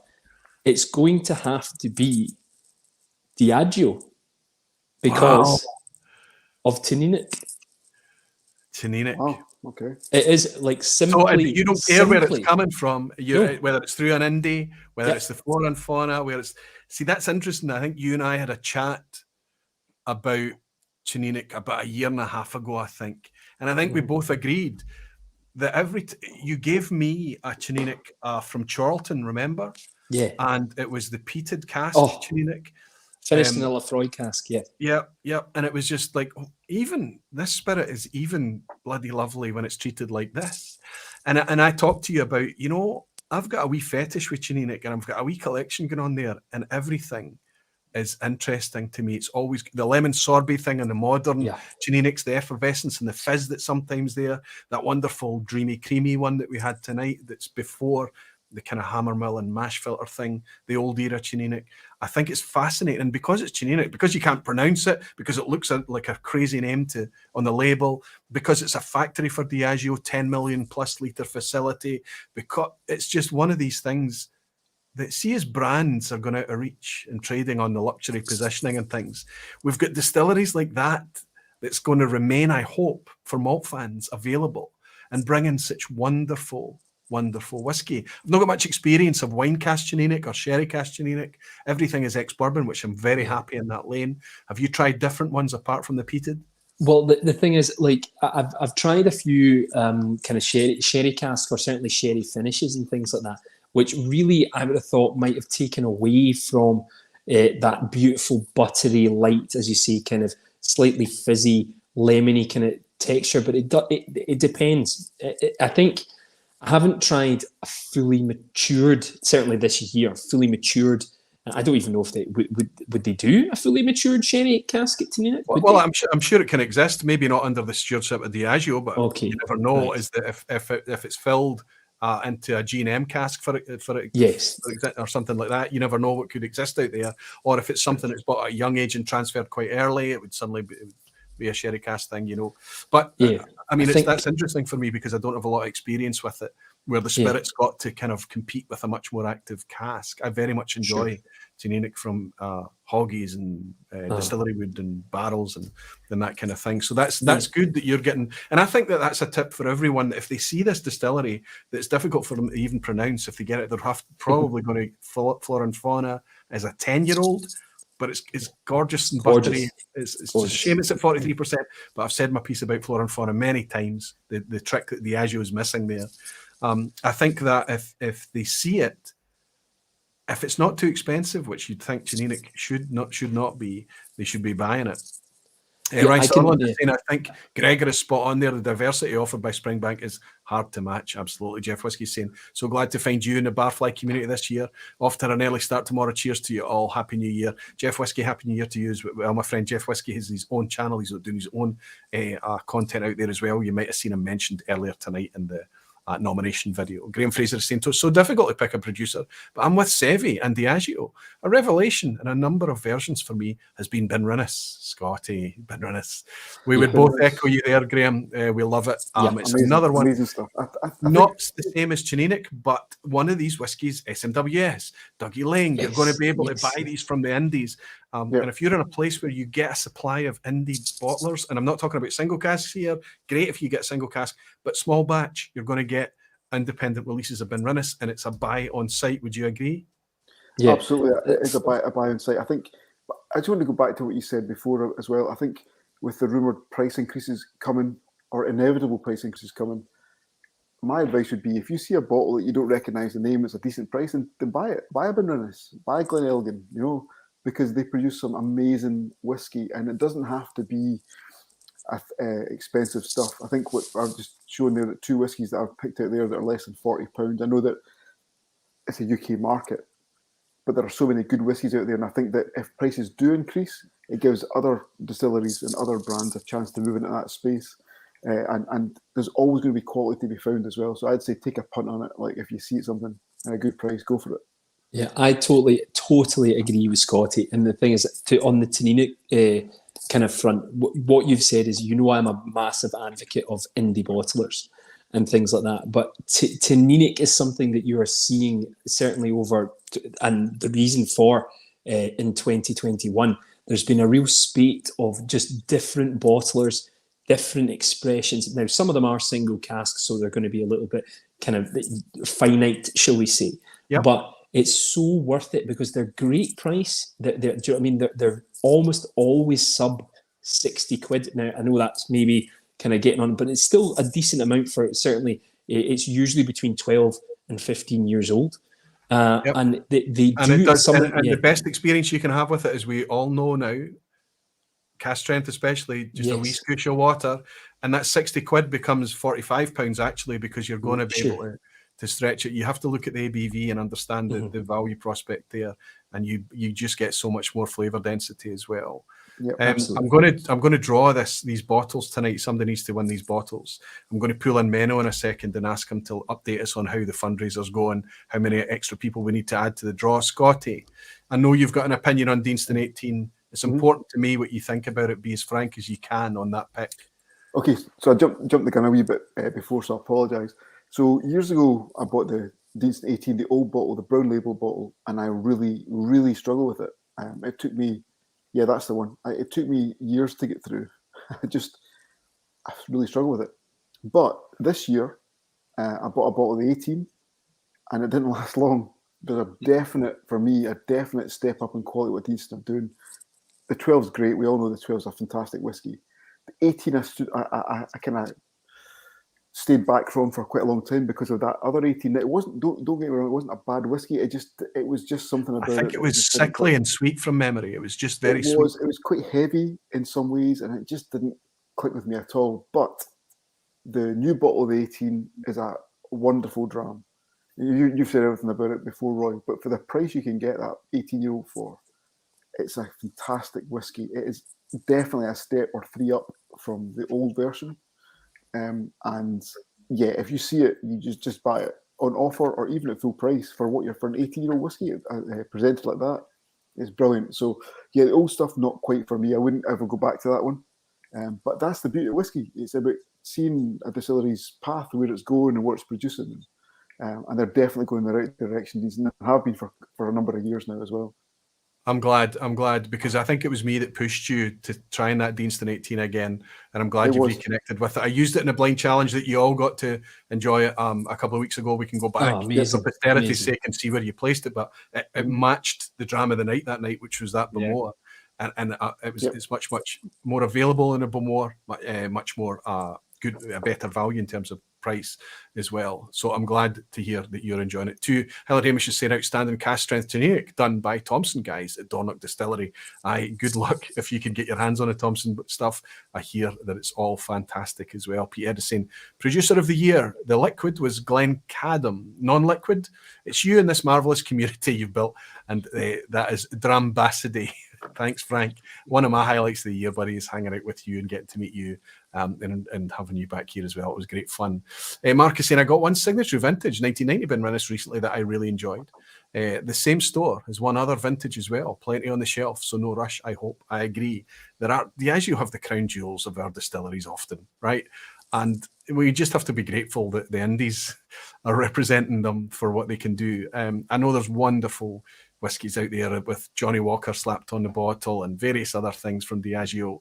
The special releases I've stayed away from them this year just because of price. Everybody's pushing me towards a Lagavulin 12, saying it's the best. I've not pulled the trigger on it yet. It's just price is becoming just it's eye-watering for me at the minute. So I'm very careful. The Indies, as Sevi has just been pointing out, as an outlet for us. And Gregor Dinkman is in tonight. Good to see you, Gregor. I go for Springbank as well. Just insane stuff. Glad you're enjoying it, buddy. All right, let's pull in our pal in Belgium. The man with a mission, a multi-mission. Menno, how you doing? Good to see you tonight. Hi, good to see you all. Look at the nerves. Everybody started looking at you sideways and thinking, oh, here he's here. The quiz isn't going to happen yet, but Menno's prepped a quiz for us. I'm back.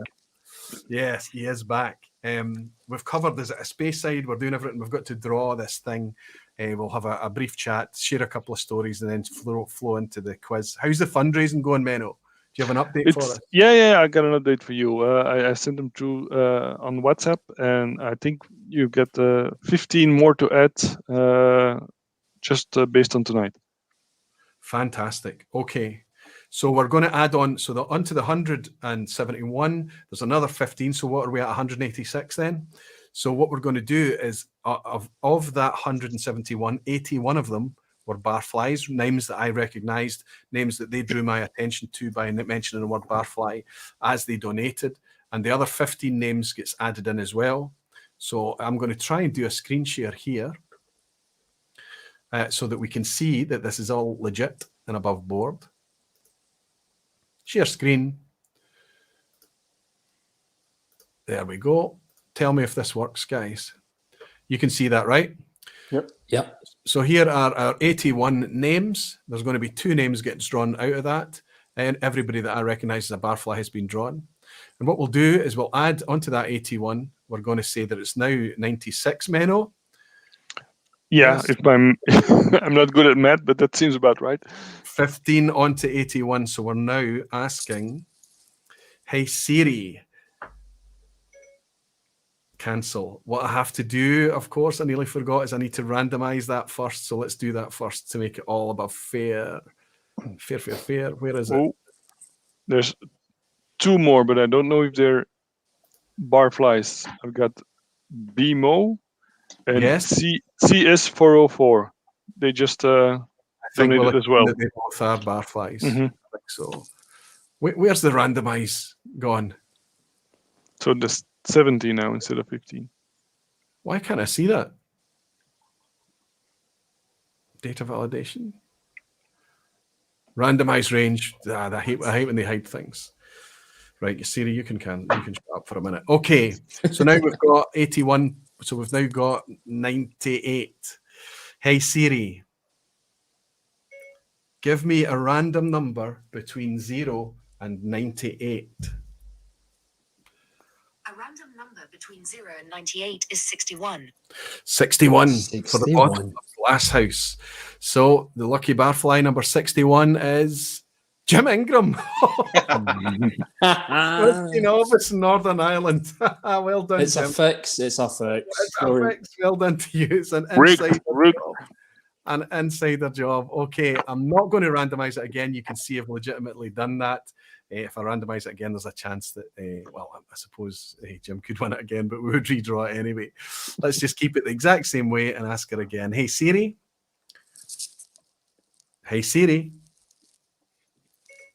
Give me a random number between 0 and 98. A random number between 0 and 98 is 58. 58. Oof, very close. Oof. This is for a bottle of Compass Box Orchard House. It's Jim Ingram. Seamus Gray. Seamus Gray, who is a recent Barfly, a recent patron as well. Seamus, congratulations to you, buddy. Well done. So there we go. Well done, guys. 2 bottles of whiskey have been bagged tonight. Well done, everybody. Well done to the winners. Can I just say, though, we need to raise a glass to the amazing generosity of this community, because it wasn't just about winning whiskey. It was about stepping up to support a really, really good cause, I think. And we were able to help that fund blow its target. I hope Gordon and Gus, I mean, I can see the amazing thing. They managed to raise hundreds of pounds through a tasting themselves. Peter Lee donated a bottle of Daftmill as well that managed to raise almost 600 quid in its own right.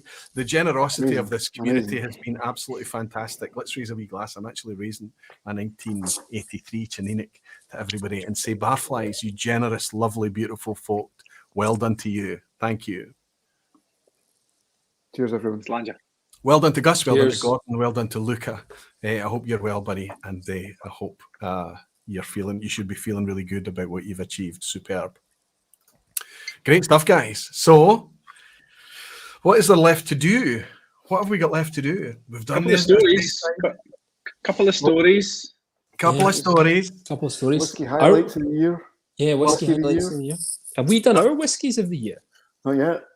No, we've not done the whiskies of the year from you guys. Well, we need to find out what that is. We can hardly see Scott, but we can hear him clearly. I know, So sorry, tell us, Philip. buddy. No, You see, I need to put something in me. I need to get the lights turned up. Put the big light on. no, we the can big see light. you. We can see our Viking Glaswegian absolutely crystal clear. Don't worry about it. But we'll go in clockwise, shall we? I've shared my Deanston 18. Tell us, Scotty, if you had the seat here now, remember, you don't need to care about value, you don't need to care about availability. What is it? What's knocked you in your backside in 2021? Okay, so I mentioned the other two, which were in the cheaper range, and not a deliberate thing at all, just the way things have worked out. But for me, and I'm going by, I've had some cracking single cast this year. I've had some just blinding indie bottlers. But the one I'm judging by how many bottles I've managed to get through. And I'm in bottle number 3 of this right now.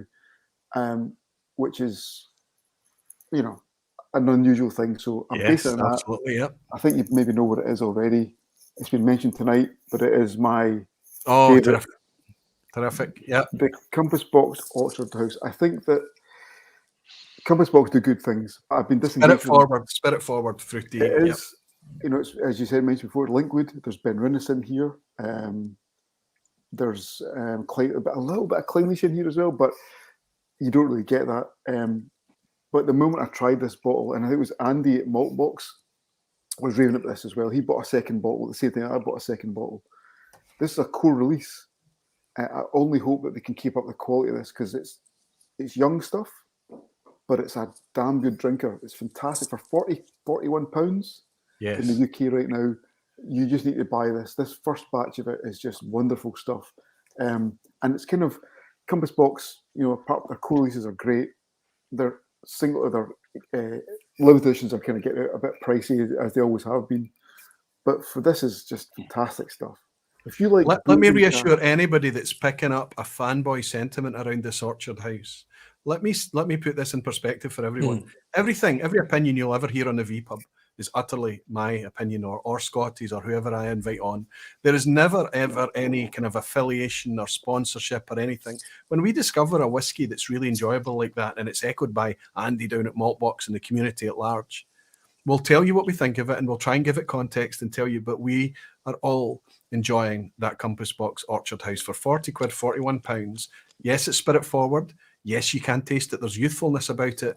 But my goodness, as Scotty's already pointed out, it's a very, very easy drinker. Seamus Gray is going to get a bottle because he just won it tonight in the draw, and he's probably going to back up the exact same as well.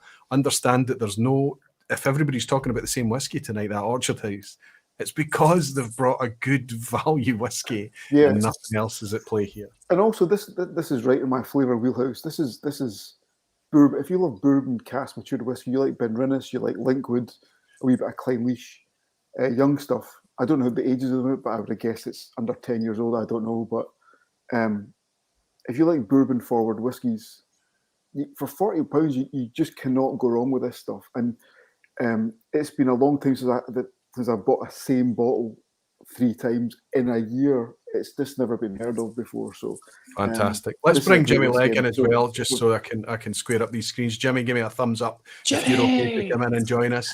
Yeah, he's happy to come in and join us as well. David Swift has bought us a dram from New Zealand, saying, from Whiskey Partisan to Patreon. Loved being a part of this community in 2021. I'll raise a glass, a Glencadam 14-year-old Oloroso finish, to thank you for bringing us all together. David Swift, you're very, very welcome, my friend. It's wonderful to have you. It's wonderful to have you joining from New Zealand as well. And I guess that you'll be a bit ahead of us when it comes to raising a glass to the new year as well. Cheers. It's nice to have you, David. Thank you. Gregor McQueen. Aye.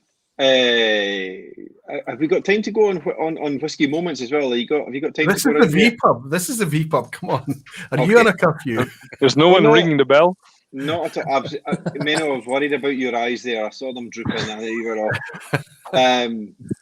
So whiskey of the year again. I've got no obligations, so I'll go on the whiskies I've had this year.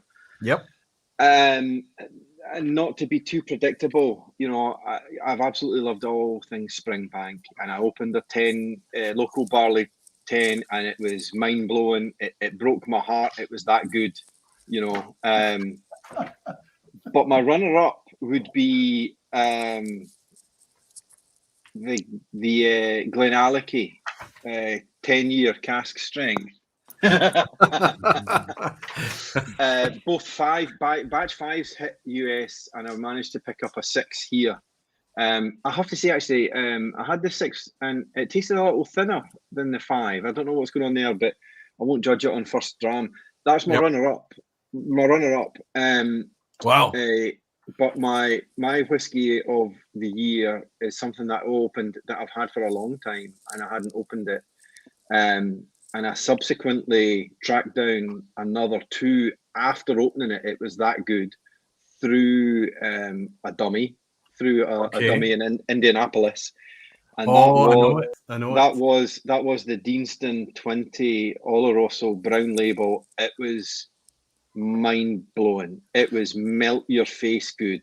And that's exactly in contradiction to what I've just said, because that was a 2015 release, I think, maybe 2014, around that era. So that was mid 1990s distillate that we're talking about there, and yet that Oloroso 20, I remember that very well. I had a bottle of it. It was tremendous liquid, and it's still available on the shelf in the States. Yeah. Stunning. And everybody knows I'm a bit of a Tomatin PX fanboy. You're a sherry head. Yep. Sorry, Scott Adamson, if you're watching. This does give it a wee arm wrestle, and I thought nothing could come close to that PX. But that would be my whiskey of the year for what I opened this year. Terrific stuff. So if you can get your hands on a Deanston 20, wherever you are, you might be. In fact, I noticed a couple of those at auction not too long ago, and it wasn't too expensive. Sevi, what do you have? Is it a Campbelltown?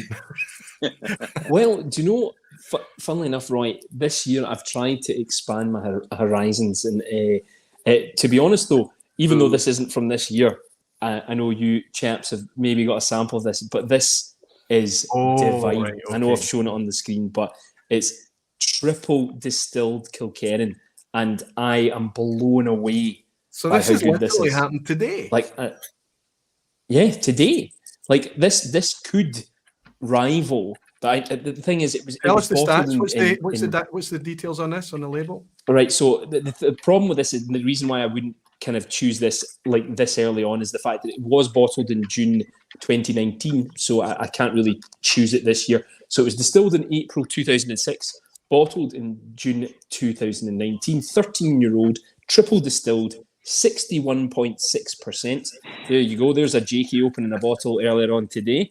Yes, I was going to say, I do look that good in the morning. Absolutely. Sweet party. Yep. Yeah, thank you for that, Gregor. That was very, very kind of you. Sporting the Eaglesham massive hat on. But this is 61.6%, but drinks like a 46%er. It's amazing. It really is that good. I'm blown away by this Kilkerran, the triple distill. Now, I had been told that by a friend who works at Cadenheads in Campbelltown, but I was like, he keeps going on about how good this triple distilled Kilkerran is. There's not a lot of it about, but if you can find yourself some of that, or if you've got it, I think that was a festival release, but it does appear at auction every now and again, and it's not too expensive. So am I still jerky, or am I okay, Jimmy? No, as long as we can hear you, buddy. You don't okay? you don't need to be. You can be in 2 Can you hear frames me, per Roy? second. Is everything going okay? Yes, we can hear you. We can hear you. I don't think he can hear us now. Your audio's good. Okay, well, I'll keep going. Was that just your runner up then? Right, okay, right. I think okay, that's fine. So I'll go on to what I was going to say anyway. So I've picked. I can't choose between 4 whiskies for my whiskey of the year because, and they really 4, yes, 4, yeah. You're as bad as me. Yeah, I know. I'm sorry, but they really vary in price, in age, in ABV, and everything. Now, as I said, you know I love my indie bottlers, but the 2, surprisingly, 2 of these aren't indie bottles because my 4, in fact, technically 3 of them, but we'll talk about that. So. One of my whiskies of the year has to be, and I know we're kind of going on about this, it's Glasshouse. Glasshouse for me was an absolute revelation. It really was. It's actually given me goosebumps thinking about it. It was a total revelation. It was up there with what was that, the Springbank 18 that when we had our blind. It really scores so well.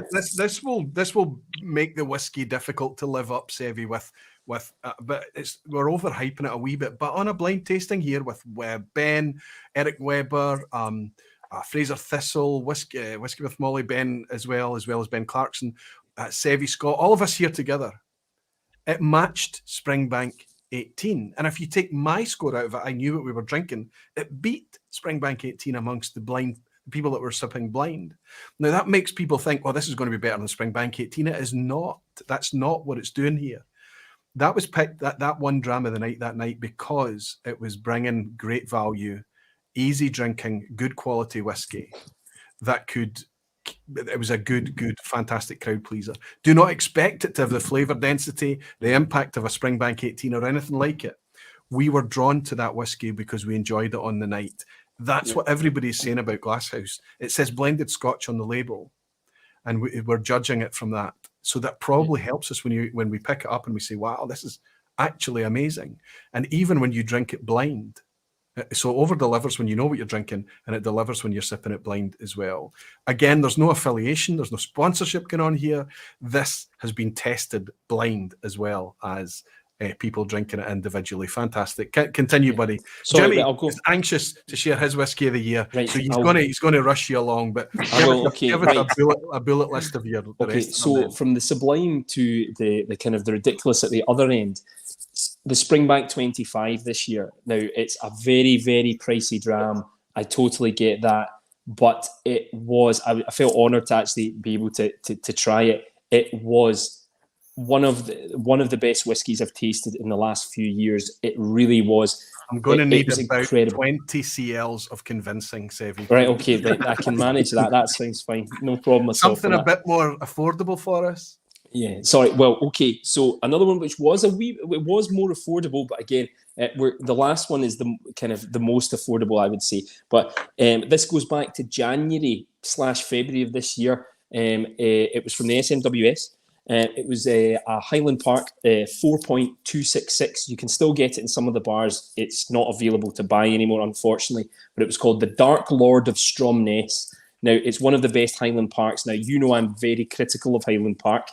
And it really was one of the best Highland Parks. I think it was 20 years old. They are from, when I was in Queen Street the other day, they still had it available. It is a phenomenal dram. No, I think it was less than that, actually. I think a maximum it was 150. But as a dram, I think it's not much more than a 10 in a dram, which isn't too bad. So you can try before you buy. Yes, exactly, yes. So, and the last one, which was and it kind of almost takes me to the whiskey moment as well, which we can discuss later or whatever, was the Ardnamurchan single cask. I think it's 667. It was a Luvians exclusive. Yeah. Which was an Oloroso sherry cask. Yeah. And it was mind-blowing.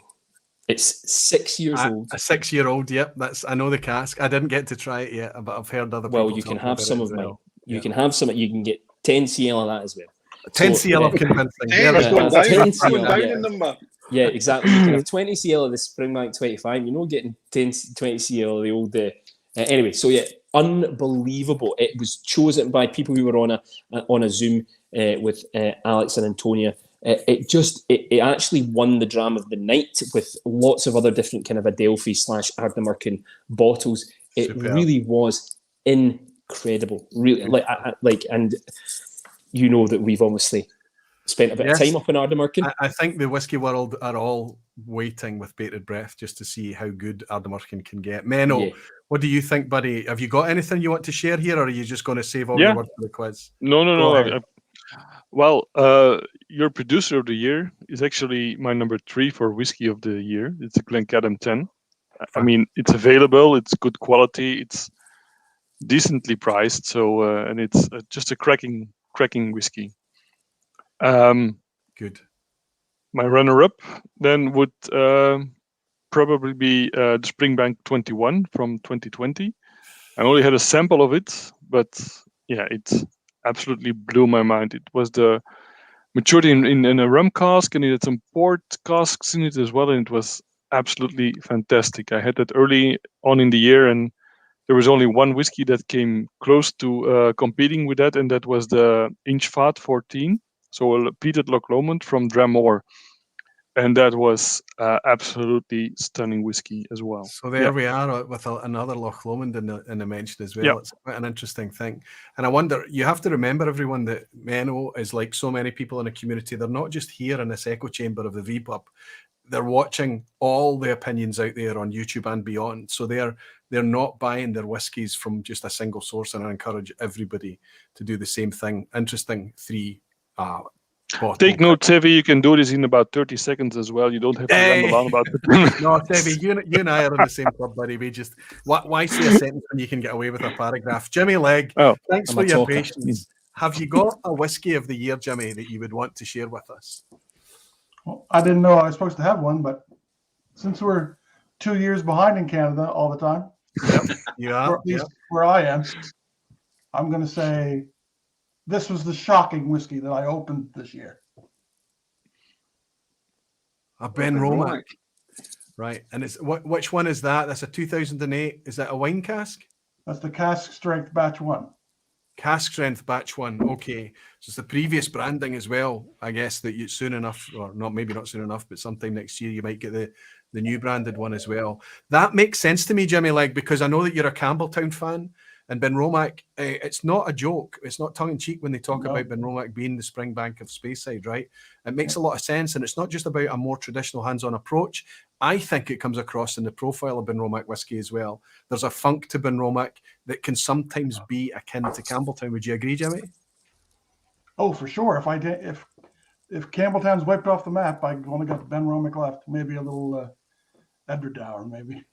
You and Sevi are kindred spirits, I think. I think you like the funk, you like the dirty whiskies. I know that you do. Fantastic. Ben Romack is a good shout. I wish their standard expressions, honestly, just lift that presentation. Give us the ABV, bring it to us unchill filtered. Everything else is there, ready to go. Well, they're just so close. Just go that wee extra mile. It's interesting that G&M, the owner, all apart from their Discovery series, all the distillery labels and everything Connoisseur's Choice and they're on are going to go 46% in natural, following the trend. It's only a matter of time, surely, before Ben Romack does the same thing as well. Still going, says Ben Demon Hunter. Absolutely, buddy. It's the last one of the year. We're going to milk this tonight. If you're picking up on the replay, you'll be able to skip through on timestamps. Don't worry about it. And Graham Fraser, for me, hard to think of a better whiskey for the year for 2021 than a Thompson Brothers Clynelish 10-year-old, even better than the Clynelish OBs. Why are you stretching, Gregor? What's going on here? You hold your hand up. I just want to make sure that we're staying on brief and that we do have time to go through our highlights, because I think that might be more impressive than the bottles, to be honest. Right. I tell you what, then, if you've got hold your hand up if you've got a highlight you want to share with us. A short one. Right. Sevi. Everybody. Sevi, right. Short. Gregor McQueen, take it away, my friend. All right, on theme. Oh wait, I'm not to read one, right? It's my own one now, Roy. That's right. Okay. There's it's not a short one. Sorry. There's both. I'll keep it seasonal. there's a past, a present, and a future whiskey moment. Oh my goodness. So okay. Christmas was last week. Carry on, buddy. I Carry would on. say, let's milk it for all we can. I would say my past whiskey highlight was probably attached to a trip to Texas where COVID didn't exist. And that was That's getting right. to meet, I mean, the Barters Ball was one thing, but for me, it was getting to meet some people, some real people, and getting real connections. The Leanne, Mark from the Dummies, Drew from the Dummies, and Scott, and especially Shane. And attached to that was clearly, hearing Hallelujah live in the flesh. I was a few drams down, but it was special. So that was my past. My present, in as much as 24 hours, was being able to open a bottle with my dad and share a dram with my dad for the first time in 2 years was beyond special. And I won't talk about that too much, otherwise I'll get emotional. And my future whiskey moment would be something that you've given me and my group of friends from Musselburgh, Roy, which is yearly now. We do a blind. I think I've talked about it before. And we've had to delay it because of a lost palate, a lost taste bud within the group, and we'll pick it back up. So that would be my past, present, and future. And I have one other whiskey highlight which I wanted to draw attention to. It's a number, Roy, and it's one of two numbers. It's either 300 or 350. I'm not sure quite which one. Can you tell me what that number would be? Is it 300 or 350 would be? What's the context? Okay, you missed it. It would be the number that unlocked you being able to do this full time. Okay. I'm sorry, buddy. Yeah, thank you. I wasn't sure if you were talking about. No, you're good. You're good. I think it's been a hellish couple of years, and I think it can be lost on a lot of us what you put in and what you deliver to us week on week. And that was a number. That was a number that unlocked it. So for me, that would be my whiskey number of 2020, whatever we're in. That's worth raising a glass to. What Gregor is referencing there is I lost my job like so many people did in 2020 through COVID, and nobody was interested in renewing a contract for things that involved lots of people getting together when nobody was getting together. A couple of years before that, I hacked out this plan with my wife that if I got to the magical number of 350 patrons, I could maybe jump off the corporate bandwagon and have an earning, a life in whiskey. And that happened this year in 2021. That's what Greg is referencing. Now, of course, I had to start earning a bit earlier than that, but I've made that now, and I'm here, and there's no going back now. I'm here with you guys for as long as you'll keep turning up.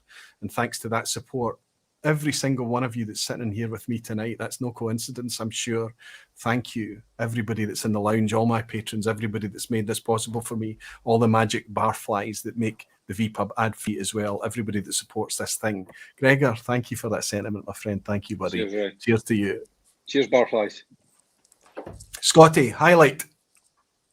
So I'll keep it short and sweet. For me, it was meeting up with the Glasgow Whiskey Club again after 20 months of Zoom calls, meeting everyone in the Bon Accord last month twice, sharing drams with yourself and the rest of the team was amazing. And just to see everybody again was a real... Absolutely. You said before, you called things like meeting people in a tonic, and it was a tonic. I was very nervous about going back out again. But my God, I had a great time, and especially when the Glasgow Whiskey Club, the first night kicked off the tasting with a Daft Mill, and the second tasting they kicked off with a 31-year-old Glentalkers. No messing about. No messing about. The best club on the planet. Yep, absolutely. And it's interesting that you bring that up, Scott, that anxiety that everybody had of getting into their in real life space again. When we sat in that whiskey club, everybody was admitting the same anxiety. So it made it easier for us all just to relax and just get right back to where we'd left off. I agree with you fully. There's a theme building up here, that in real life thing. Yeah, and we've all missed it for such a long time. My second one was going across to Islay. As you know, I go to Islay every year for a week. And it's not really about whiskey. It's just about just relaxing. Yes. But this year we managed to get across for two weeks. And I did we stayed at 2 miles from Port Ellen. And I did the 3 distilleries walk from Port Ellen up to Ardbeg twice. It's about 5.5 miles each time. and back down again. So, but I did go into Lafroig one blustery day. There was no one else in the distillery apart from the staff, and I just got a dram and I sat outside, and it was a horrible day. And I just sat down by the waterfront and just enjoyed the dram and enjoyed the peacefulness and the still and the calmness of it all. It was beautiful, just to kind of I felt completely detached from the real world, if you like. Also, talking to the archaeologists who are breaking ground at the new elixir distillers on that same path as well. Talking to those archaeologists who were there for 2 weeks to try and find out what they could. So yeah, Islay for 2 weeks, brilliant, and meeting up with the Glasgow Whisky Club, and of course today, finally, the bottle chasers, myself, you, Roy, Gregor, Sevi, we all got together, shared some bottles, shook each other's hands, had a hug. It was brilliant. So yeah, no, we had a socially distanced hug. We were far away. It was like, Jimmy Legg's get his head in his hands there. He's going, oh, but I'm telling you now, Jimmy Legg, what Scott is saying is absolutely right. It's the in real life thing. I don't know, Jimmy, the last time that you cried as an adult man, but if it's been a long time, we'll take you to Islay. We'll stand on that blustery shore and we'll make you connect with the ground again and shed a tear in good company. Jimmy Legg, what's your highlight of 2021? Oh, nothing like anything you guys have done. I was going to say. Well, we understand it's different for you, and you're remote. You're in. I mean, Canada's pretty remote, right? And if you're going to go and visit a space in Canada for remoteness, I mean, you probably maybe one of the options would probably be Nova Scotia, right? So we know it's trickier for you. But you've had a good year because you're very buoyant, you're very upbeat, you're always cracking the jokes, and you've had a good year. Could you pick a highlight? It was probably that Wrecking Whiskey vPub that you did. With Roddy. It was such a horror for the first 45 minutes. And everyone in the vPub was trying to cheer. It was Frank and I we're inconsolable. and it was like a nightmare starring Roddy. It didn't make any sense to me. I think that I felt at one point you were in my mind at that vPub that night, and I looked and you hadn't commented for a while, and I think I commented, I think Jimmy is either left or passed out or something. No, he had a stroke, yeah.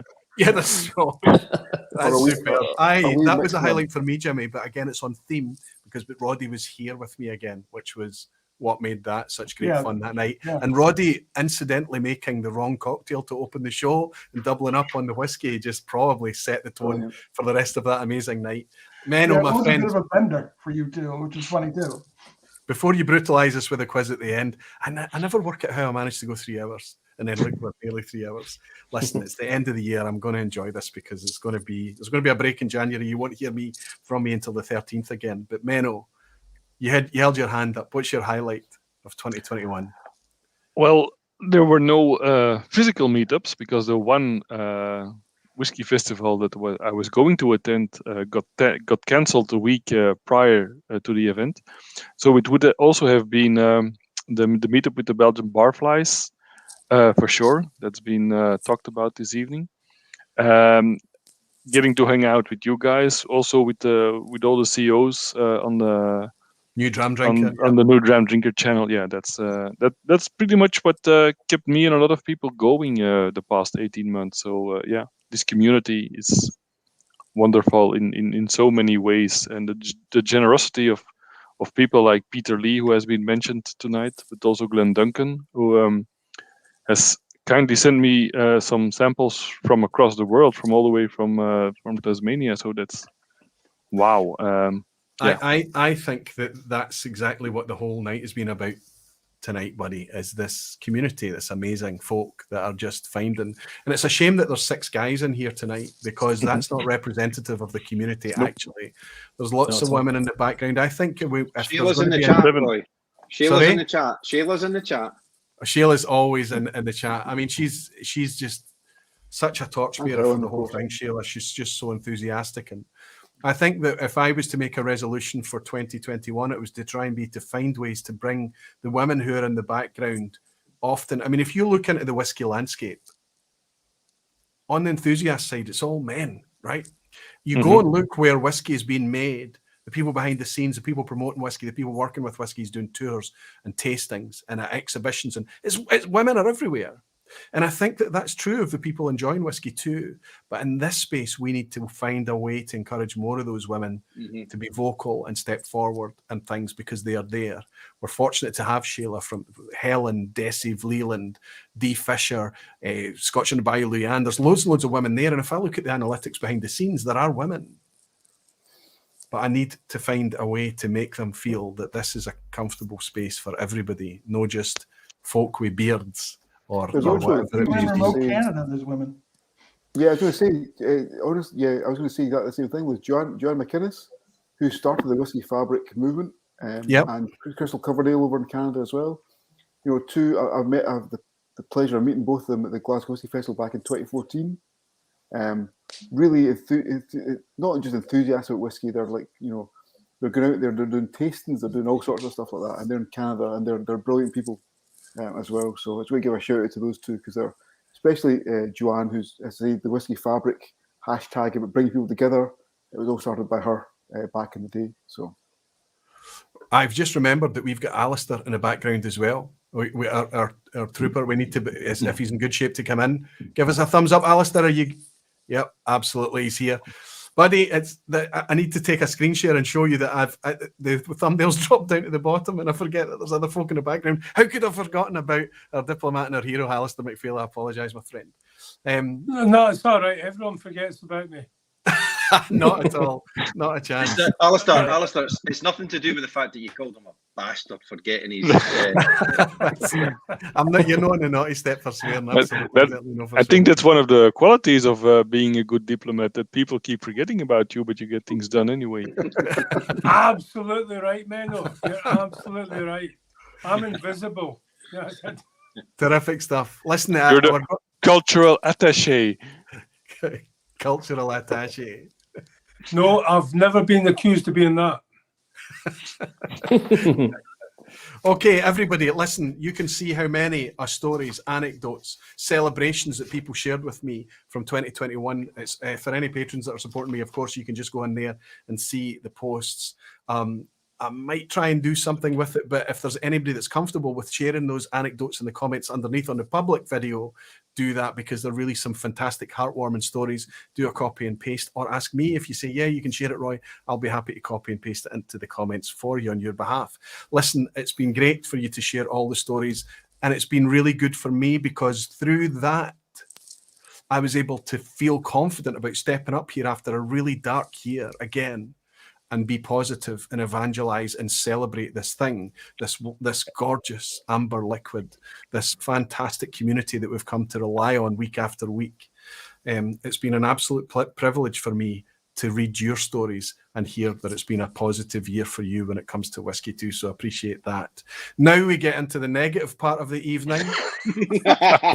Before we strap ourselves in for the brutalization from Menno quiz at the end, what I'm going to do is say to you that I'll be taking a break next week. Sorry, everybody. There will be a lock-in if you're a patron. I'll be hanging out with you guys.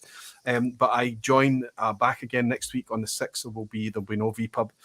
On the 13th, I'll be back to look ahead to 2022, and I'll be joined by the author of the Whiskey Yearbook, Ingvar Rond, and the two of us will be looking forward to 2022, and through some provocative questions we'll be trying to get a handle on what we might think the whiskey landscape will look over the course of the next year. I can imagine that avoiding the discussion about price will be difficult. Andrew Pears is saying all the best for 2022 and all Barflies. Let's bring Menno up to the second position here. In fact, can I put him in first place? I can. Look at that. You can share your screen, buddy, when you're ready to go. Yeah, I've got good news and I've got bad news. Oh no. Okay. The bad news is that I'm going to say bastards again. Since it's the last quiz of the year, it'll be a bit of a special one. It'll be an 11-question quiz. The good news is 5 still counts as a pass mark. So here we go. Fantastic. Thank you, Menno. Fantastic. Let's do this. Listen, everybody, I think this Menno follows the same structure as the vPub quiz at the end always does. It's multiple choice. Expect banana skins. Yep. The answer might not be what you expect. Expect some ASAC questions, which are obtuse but meant to make you think. And I think I've had the pleasure of some tremendous quizzes hosted by Menno this year. I am looking forward to this, Menno. I'm a wee bit nervous. Turn this up to 11. Well, yes. Good luck, We'll everyone. start off gently, I think. So Piece here of we paper, go. everyone, with the ABC written on it. You got that covered, guys? Yes. Catching up now. Okay, here we go then. And like I said, we'll start off gently. Question 1. Gordon McPhail launched an 80-year-old whiskey this year. It is said to be the oldest single malt ever bottled. But from which distillery? Good starter. Good starter. Was that A. Glenmurray, B. Glenrothes, or C. Glenlivet?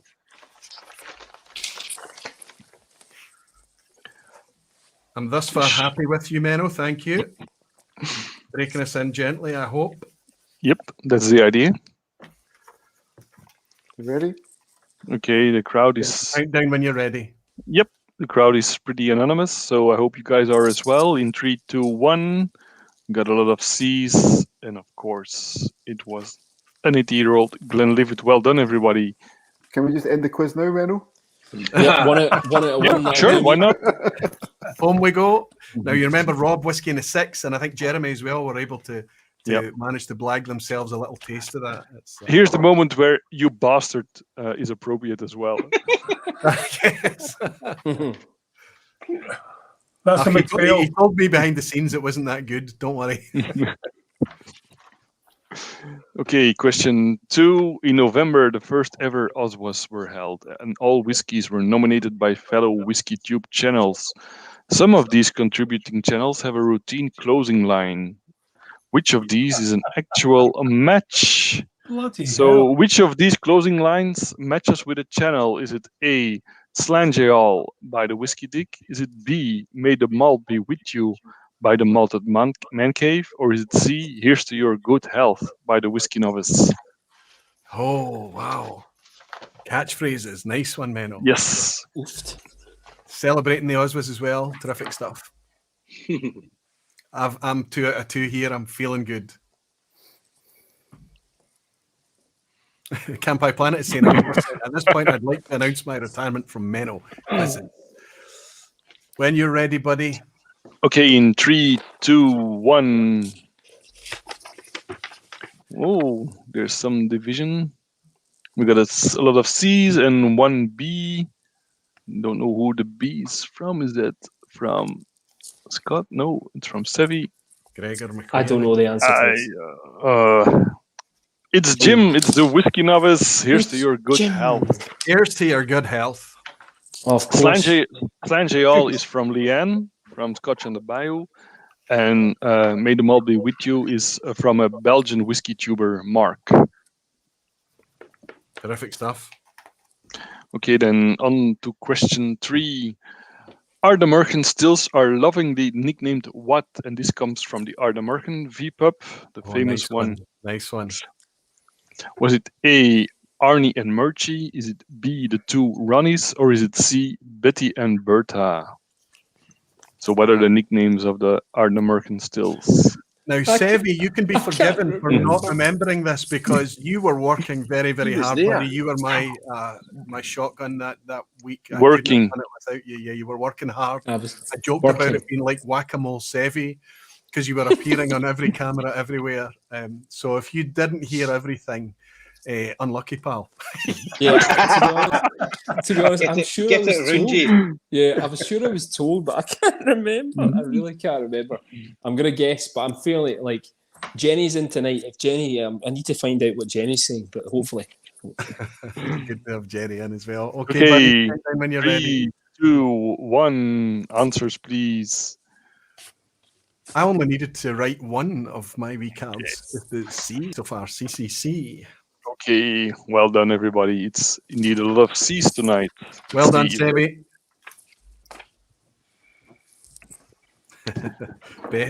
Betty and Bertha, absolutely. Question 4, and I think we're starting to crack things up a notch.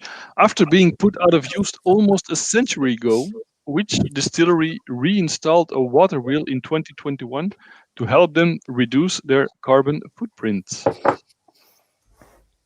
So, is it A, Tomatin? Is it B, Bruichladdich? Or is it C, Glencadam? All three of these distilleries or people working for those distilleries appeared on the vPub this year. But which distillery reinstalled a water wheel? Good question. Very good question. Good question. Crappy question. Oh, Jimmy. See, now, normally we only read the sour grapes. Now we can hear them. Yeah. Okay. Water wheel. Yep. It's a great story too. When you're ready, Menno. Okay, in 3, 2, 1. I've only written a C, so that's all I've got left. A. Okay, most of you got this one as well. We're sticking with you've not worked it yet. It's all Adam. tonight. I didn't want to There's get that one right. There's nothing quite like watching the room completely tear your answer apart. Watch the lounge. Yeah, I know. Okay. Menno, do you only have C on your keyboard? Is that yeah. I spilled a dram on my keyboard, and the only one remaining was C. No. Question 5. You probably know this man, but after a career of 45 years in the industry, he decided to retire at the end of this year. The question, however, is where did he start his career? Was it A at Bunnahabhain, is it B at Bowmore, or is it C at Lagavulin? Terrific. No. Bonus points for anybody that knows his middle name. I've got no idea why there's not a banana skin beside this one. Is it This Isla? is going to be a banana skin. Is it an Isla? Yes, it is an Isla. No, but is his middle name Isla? His middle name is Isla, yes. Yeah. I'm taking a bonus point for that. Take it, Jimmy. Take it. Well done, Jimmy. Give us the countdown, buddy. Okay, in 3, 2, 1. We got B, we got B's. Indeed, we're stepping away from the C's. It is indeed Bowmore. 45 years. So what a career. James Isla McTaggart, of course, one of the coolest vPubs. 25 years, celebrating 25 years of Aaron, and it was James that stepped forward to do that as well. Great fun. So, Roy, did he overlap with Jimmy Kewen? How did that? Yes, I think they did. They were there together. That's right. I mean, he only joined Aaron in 2007, 2008. So he'd been a number of years at Bowmore, and he'd be pals with Jimmy Kewen, no doubt. Yeah. In 2007, he spent 14 years at Aaron. Yeah, 2007. Yeah, there you Weren't go. you there as well, Menno? I think you were there too, weren't you? Yeah, absolutely. all the way. We and Mr. McTaggart go way back. Alistair McPhail, are you celebrating a pass mark? Hey! I'm an easy street too as well. There has to be something said for that. Menno, thank you for treating us kindly at the end of the year. Yes, thank you. Menno. We're only halfway there, Roy. Brilliant. Is this where the celebration ends? Well, you see, the next 6 questions are all going to be asshats. All 6 of them. It's brilliant. Pass marking Menno's quiz and being on Saddam's kill list. That's two.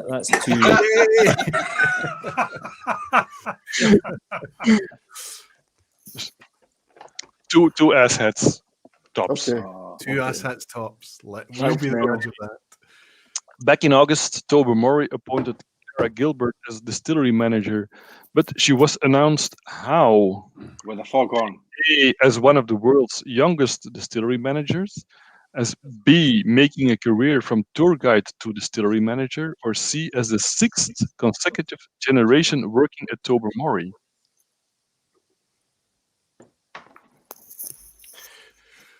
This is where things get turned up a bit. And the flag has just bought a dram to say meet 2014, Julie Hamill, Stefan Cat, Doc, Martin Lurin, Matt Spinosi, Colin Dunn. Not sure if I ever saw you at Fishield, but maybe next year. Thank you for your dram, my friend. This is a great question, Menno. I don't know it, and I'm now guessing for the first time. But I'm going to go with it. I'm going to go with my guess. Okay. I was gonna say megaphone.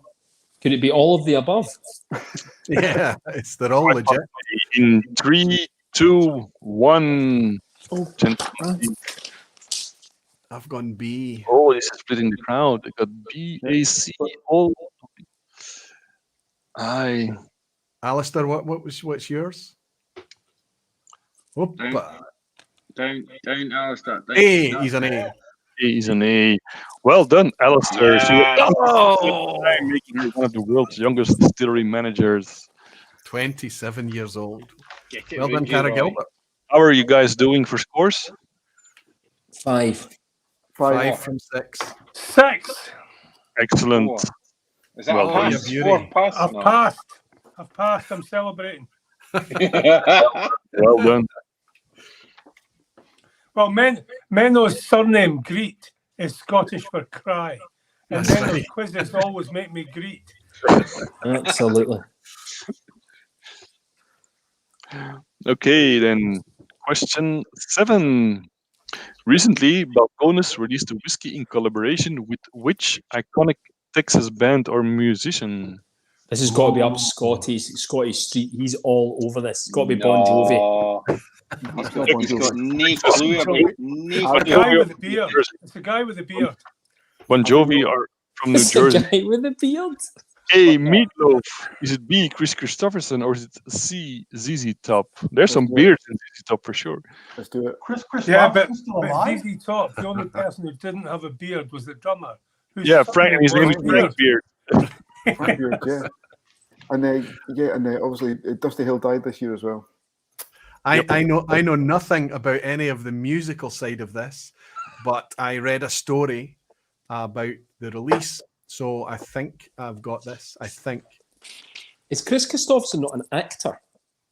No, Yeah. singer first. Well, he Singer was, first. yeah, and he was also a Rhodes Scholar.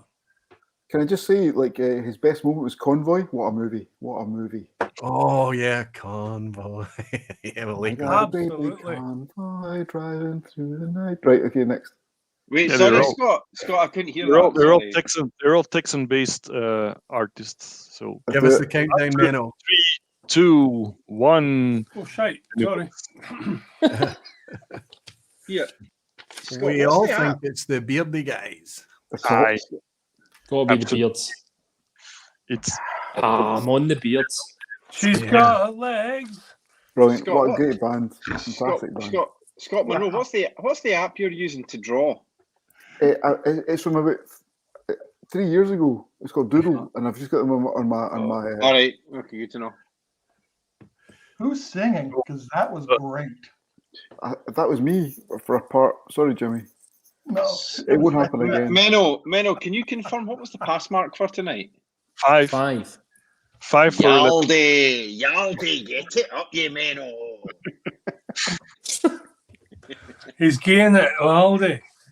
Okay, remarkable news from Isla. After almost 3 decades at Lefroy, John Campbell resigned to become the new manager at Lockleigh.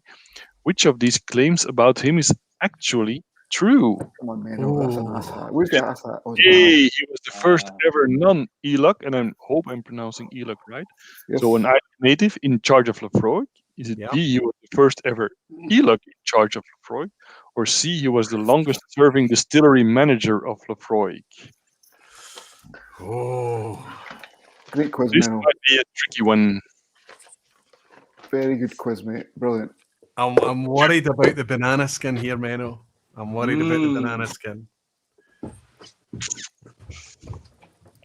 Go with your gut feeling, Roy. I am, buddy. I am. Use the force. This Absolutely no Kilkerran's idea. got better, Sevy, but it's quite spirity. Wow, it's powerful. I love it. I'm absolutely. Maybe I'm loving it. Absolutely loving it. You're a sadist. Oh, absolutely. It's not really what a kind of a dram that I would normally go for as well. It's not got a massive hit to it, but it's not so dark that you can't see through it, and so bold that you can smell it from 100 yards when you uncork it. I know. Absolutely. It's much more subtle.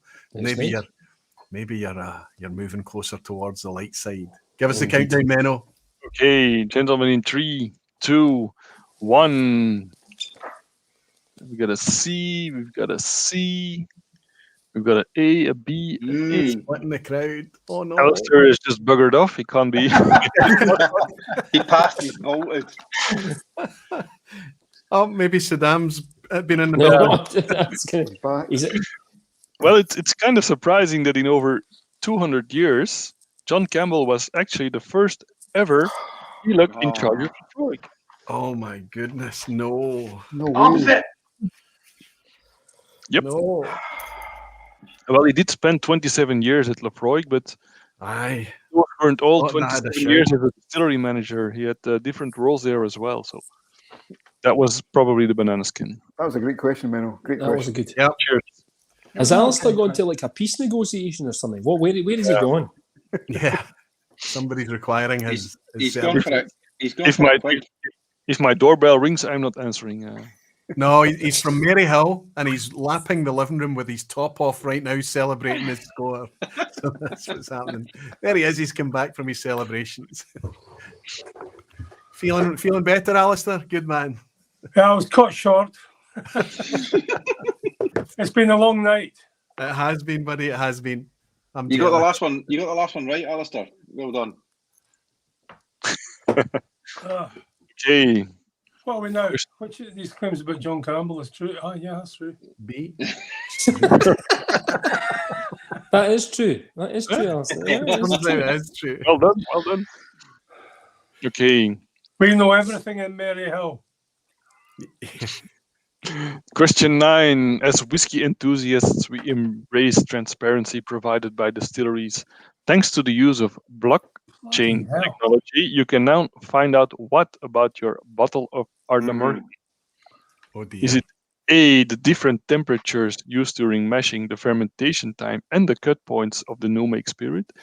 Is it B, the type and number of each cask used and when it was filled? Or is it C, all of the above? Yes, I'm loving all of the above. I'm going for that just for the sake of it. I've never seen it Is before. that the first time we've had an all of the above in the quiz at the end? Loving it, all of the above.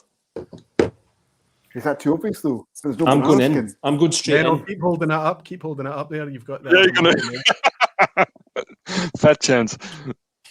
Okay, answers in 3, 2, 1. Oops, sorry.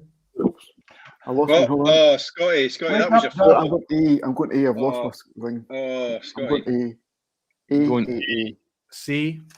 It's indeed, they are very, very transparent. So it is C, all of the above. They're Balls. fantastic. I was the easy listening to Jenny and Conno in our trip. I was listening. You were paying attention. Betty and Bertha, all the Ardnamurchan questions are nailed by the Severin. Good Boom. man. I'm off your feet now. I'm on 9. 9 for 9, Alistair. This is your night. Yeah. What a way I to mean, this crown is out the year. Exactly. I'm off your feet. Alfie, Is it nosebleed territory, Alistair? Nosebleed. Aye. yeah. Never Yeah. been there before. Gentlemen, I'm afraid this is where the gloves come off. Oh, no. Here come the ass hats. Here come the Oh, Jimmy no. Legs. I'm coming to Belgium. Jimmy, do you remember? You. Jimmy Leg, do you remember that you're responsible for these questions being called an ass hat? Do you take responsibility? Yeah, but it's your fault. You asked me. Seems fair. Listen, I'll Menno, never forget the night that Jimmy said, "This question is such an ass hat question," and that it's stuck ever since then. The emoji, everything is created. It's wonderful. Well Thank you, done, Jimmy. Mike, by the way. A 9 out of 9. Oh, pal. Molasses. Menno, Last night on 9 out of 9. Let's see how we're doing with 2 assets to go. Jeff Mill is celebrating a 12 out of 9. Well done, Jeff. Papa Hugh, you name as well. 8 out of 9. Pete had 6. Graham Young, 9. Superb. Steve Atkiss is on 9 out of 9 as well. Terrific stuff. Sugar Kitty, 9 out of 9. Excellent Sugar Kitty. 8 out of 9 for Ronald. Hurry, 5 out of 9 for Ebhead. Rolf slipped tonight. Desi Leland, 9 out of 9. Tim Hilkstra, 9. Peter Box, lots of 9 out of 9s. Menno, I think you've made a lot of friends tonight. Lassie is on 9. Bruno Martin. We're not quite there yet. But I mean, people are. I think they're going to be celebrating because they've got an Alistair McPhail 9 out of 9 before the ass hats come out. Okay, bring it, buddy, bring it. Okay. How many games of Is It the Oh, for Speyside fuck's sake. have been played on the vPub in 2021? Menno, I want to know how you know this. It's your fault, Roy. You put timestamps in your description. That's Can I ask, incredible. does this include? Menno, Does this, tremendous Menno. Right, I'm away does for this a include? Does this include lock-ins? Patron. Okay. No, public no, vehicles, official, okay. and not including Shayla's, because I don't know if she run is it the Speyside. Okay, good. So it's strictly the Roy vPubs, not the lock-ins. She Is it didn't. A, exactly as much as there were whiskies appearing on the recycled reviews in 2021? Is it B, slightly more than there are distilleries owned by Diageo in Scotland? slightly more. Or is 2021. it C, about as much as there were channels contributing to the OSWAs? Oh, good my good goodness. question. Right. Normally, an ask that question is supposed to pique curiosity and make you No, think about something. No, not this time. Not Absolutely not. tonight. Oh dear. This is as useless as they come. That's a brilliant question. Okay, so we have to guess. If anybody knows this, Is this in English? There's 29. There's 29. Belgian English. Menno, that's a Okay. great question. okay, I'm going to just guess. I don't know if I've got the mental capacity at this point to work out what the actual answers are. You don't, Seve. I know that. Thanks, Jimmy. The answer's Deanston 20 Oloroso. That sounds good. Okay, gentlemen, throw your darts in 3, 2, 1. Literally throwing darts. A, C, B, B, C, and Alistair's got us. Is that a C, Alistair? Have we just spelled It's ABBA? a C. Is it C, Alistair? Yep. Well, I can tell you, if I've done the math correctly, there have been 32 Oh, whiskies appearing on the recycled reviews. that's B. There are 28 distilleries owned by Diageo, 29. and there are 24 channels contributing to the OSWAs, and there have been 25. Yeah. Inside. Yes. Do you know the annoying thing about that is that they're all so close as well. It's not even that there's an area of like standard deviation.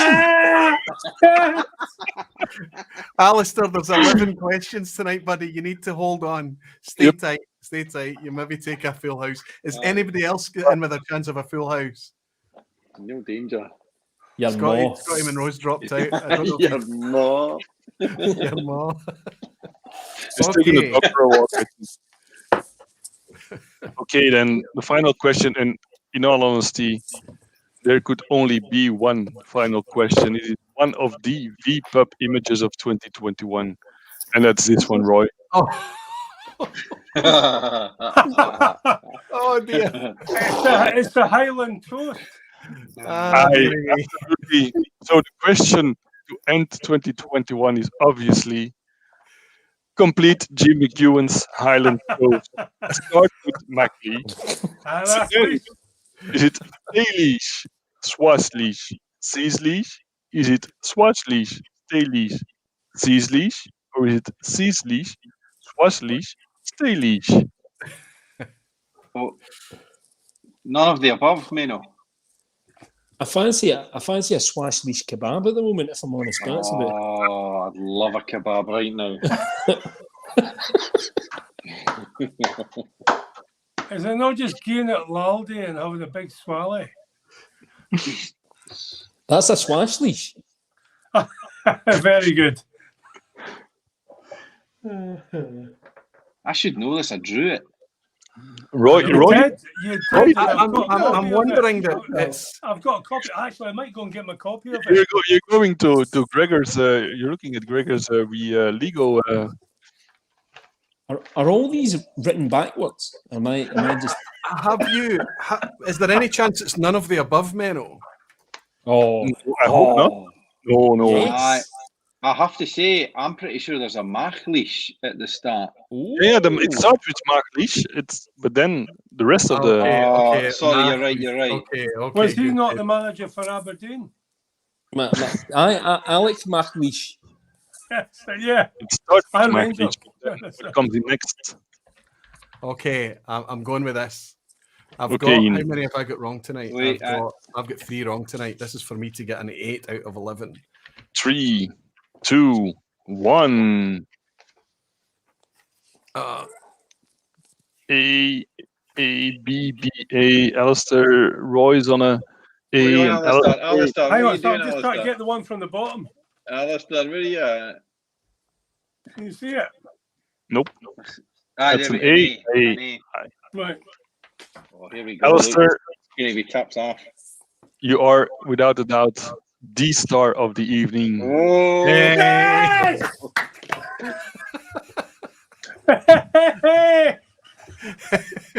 I lost on the bloody is that Speyside, but yeah.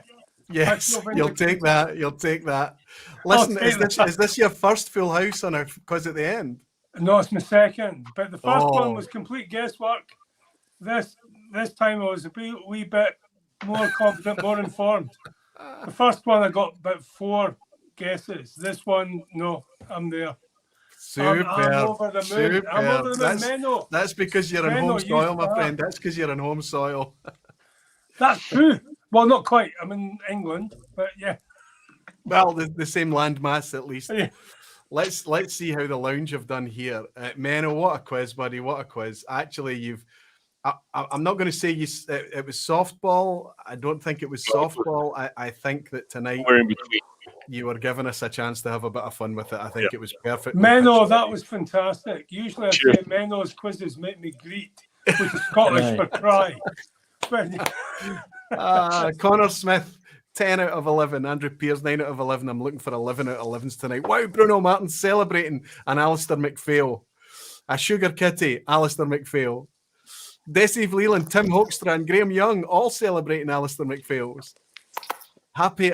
Another one, Steve Atkiss. Des is screaming, "You bastard!" The same. That's another Alistair McPhail, isn't it? Jerry Miller, New Year's resolution is to swear off, not at Menno quizzes. Absolutely fantastic, Jerry Miller. Superb. Thank you for the drama, friend. so the new expression is "you bastard," as in an Alistair McPhail. Absolutely terrific stuff. You stunner, Steve Atkiss is saying Peter Box on an 11 out of 11 as well. Well Trying to done, catch Peter. these. Hell's Wood, 11 out of 11. Campi Planet Mac, 11 out of 11 as well. Fantastic. Menno, you need to bring back I'm I was being sort of gentle for the end of the year, but I've got Okay, guys, the most important thing can I is just say something? As someone who's been living in a war zone for a year, you guys have been an inspiration to me for more than a year, and tonight has just been bloody brilliant. Thank you so much. Thank you so much for bringing a smile to my face. I've loved it. I've needed it. I love you all. Thank you so much. We love you too, Alistair. Well done, buddy. Thank you, sir. Well done. Cheers. An amazing 11 out of 11 as well. Terrific stuff. Let's hold this. We know what Alistair's got. We know what's happened there. Menno's the host. I'm going to admit that I got 8 out of 11 tonight, but I'm taking it to the bank. A 9 from Severin, who beats me. What are you getting, Gregor? 9. Oh, I'm in trouble. Jimmy Legg, what did you get? That's an 8. Got a B out of 11. All we of the can above. be 8 out of 10, brothers. Scotty Monroe. 7. Oh, 7. Good, Scotty. Listen, we all cleared it. We all cleared the hurdles tonight. We got the pass market. We take these scores and we run to the bank with them. Scotty, it wasn't blind tasting. It wasn't blind tasting tonight. That's your skill set, right? Listen, what's the chances of us being able to finish with a Jim McEwen toast? I think that's what Jim. I might need to scroll back. Is there anybody that remembers it? I might need to scroll back. Yeah, scroll back to the Alistair, thing, mate. Alistair, you've got a copy, Alistair. You can lead it. No, I've got a copy upstairs. I'd have to go and find it. Yeah, right, I'll remind you, okay? It's 3 Mach leash. Stay So leash. it's out. Hands It out. says And it's then mash leash, stay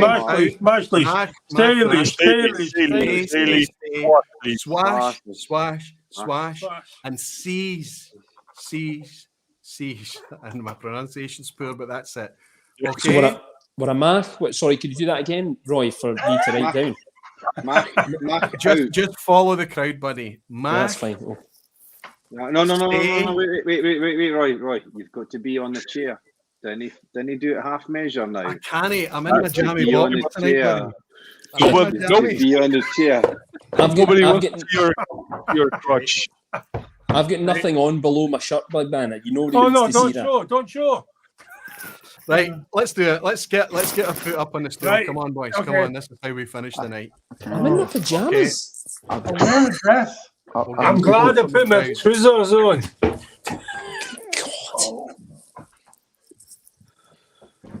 And I need you to forget that you've got kids in the house, right? Like I had to do. Yeah, Jim, my kids Jim are wouldn't late stand for us 20s, whispering this stuff, okay? We've got to shout it out. Remember, you've got to finish this at the end. By the way, don't pussy out. Somebody's disappeared. Who's pulled the parachute? What? Oh, no, it's I'm here. Scotty's pulled out Magnus. No. Ah, big yawn from Magnus. Superb. Is Magnus a Wayne or what? Magnus is the The whippet. dog. Oh, what's going on? Come on, Right. Scotty Monroe, up you get, son. Oh, he's away to get changed at his boxers, isn't he? Menno, did you have intentions of this happening? Nope. Right, look there. I was going to say, Menno looks like he's about to guide in a 747 into the. Well, he's got to guide us in, which is harder work in a 747. Right, okay. I don't know. I'll try and lead this. Okay, I'll say it first quietly, and then I'll 3 times so that to keep everybody on track. Okay. Do we need to look angry? Sure. Okay. Yeah, we're trying to stir the blood here. Stay. Are you ready? He looks angry. Machlish.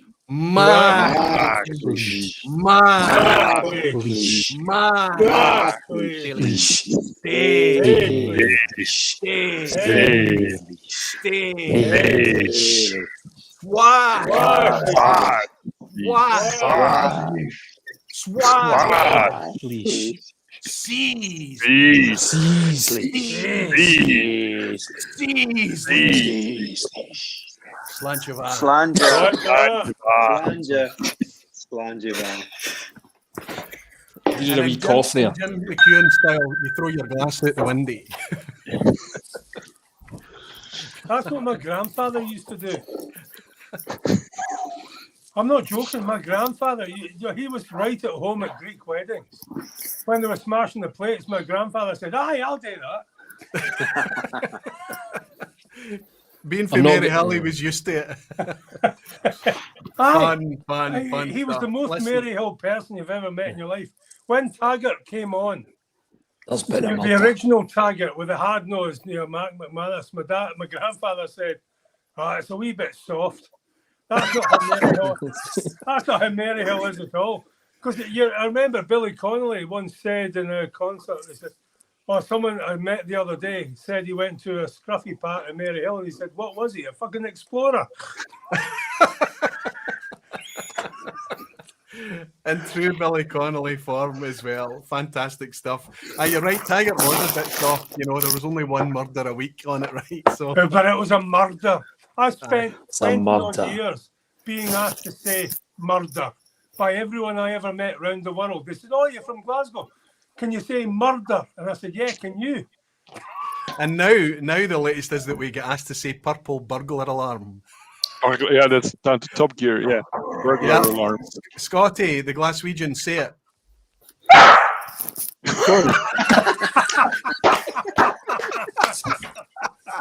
Well done, Magnus. Don't you pick in my dad. That's brilliant. He's not happy. Purple burglar alarm. I can't say burglar. It's a word you can't say in Scotland. Sevi, Glaswegian. Purple burglar alarm. Okay, East Coast Why boy. is it so Gregor difficult McQueen. now? Why is it so difficult? Because when I was younger, everyone used to say, "There's been a murder." Everyone said murder. And because I was from Mary Hill and everyone saw Taggart, they said, "Aye, it's you." All the time, it's always you. I think it's the amount of R's. I The R's couldn't and go anywhere. murder and purple burglar alarm is particularly tricky, I think.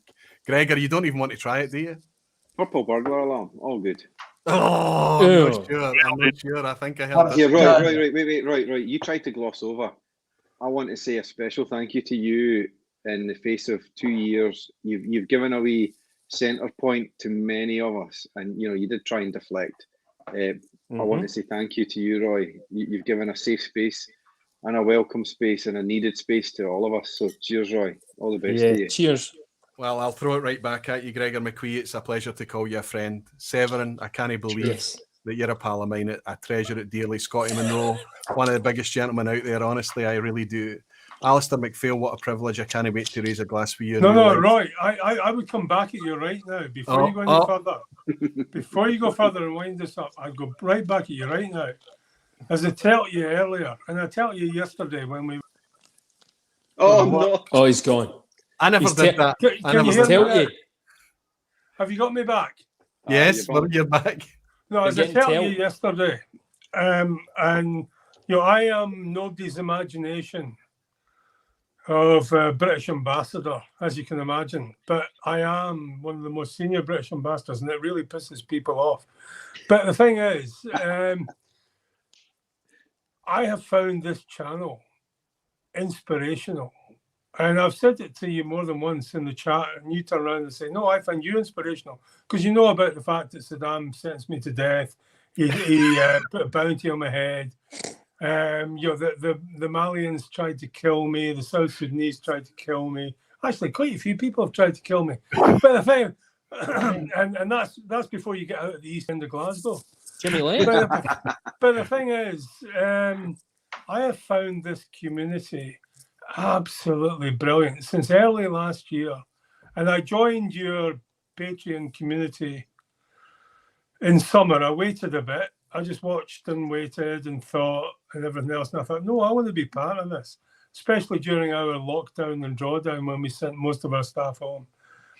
And you guys, all of you on this picture right now, were inspirations to me at the time, because you were talking about whiskies, you were talking about life, you were talking about all sorts of things that I couldn't quite engage with properly because I was locked down in a compound in Addis Ababa and couldn't move because of COVID for 6 months. And then we had a state of emergency with the internet being shut down. Then we had the war starting in Tigray, everything else. I was flying up to Tigray. I was trying to stop everything else.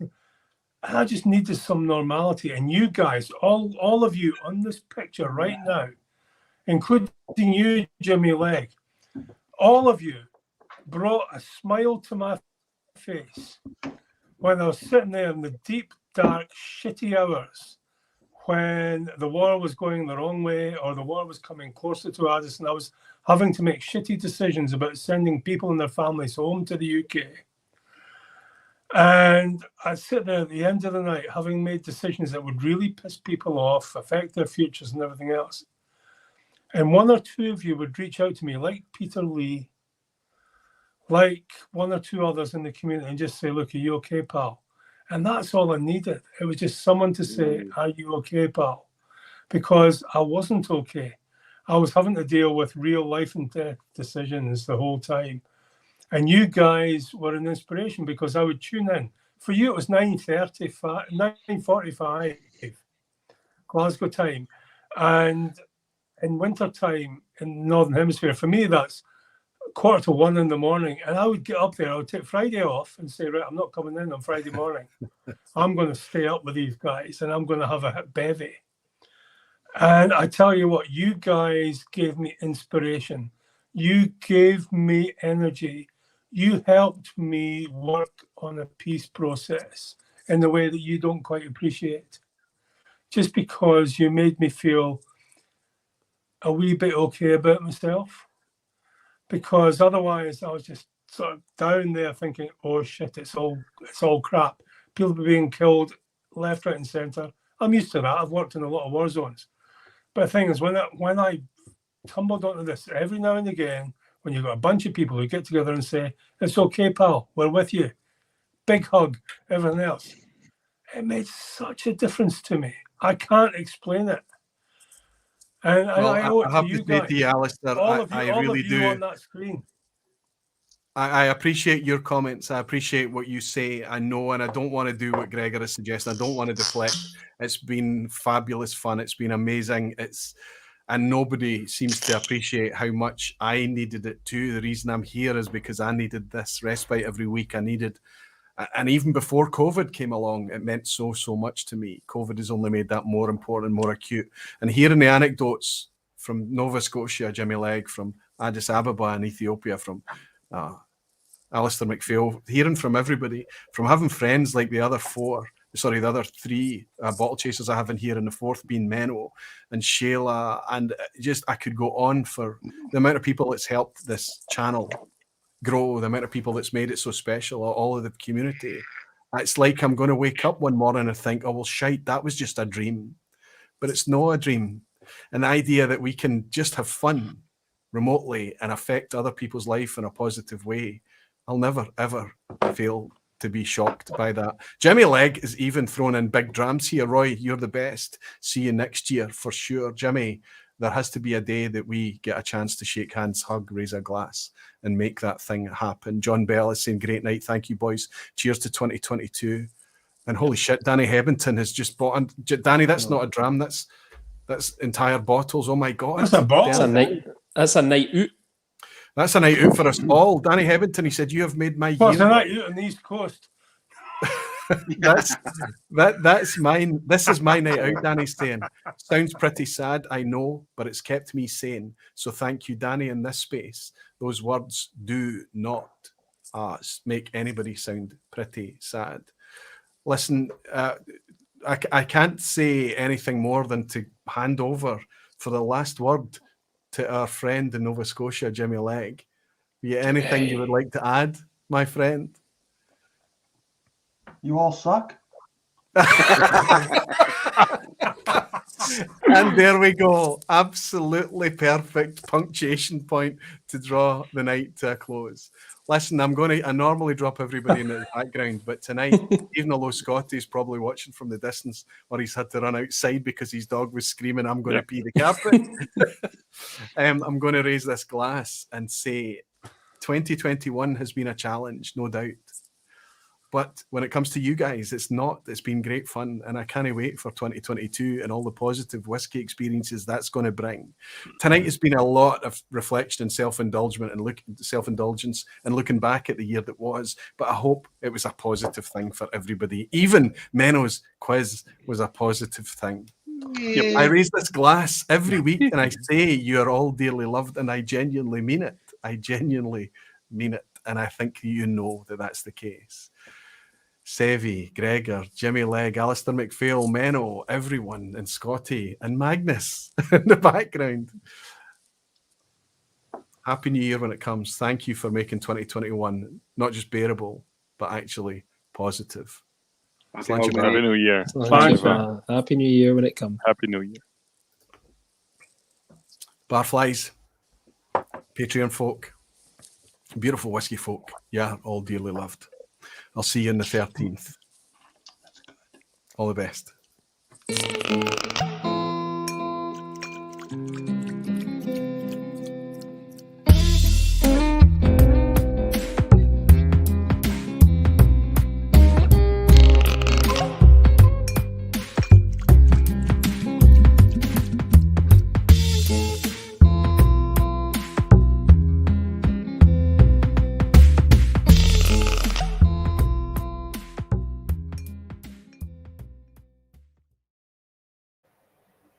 I'm still here.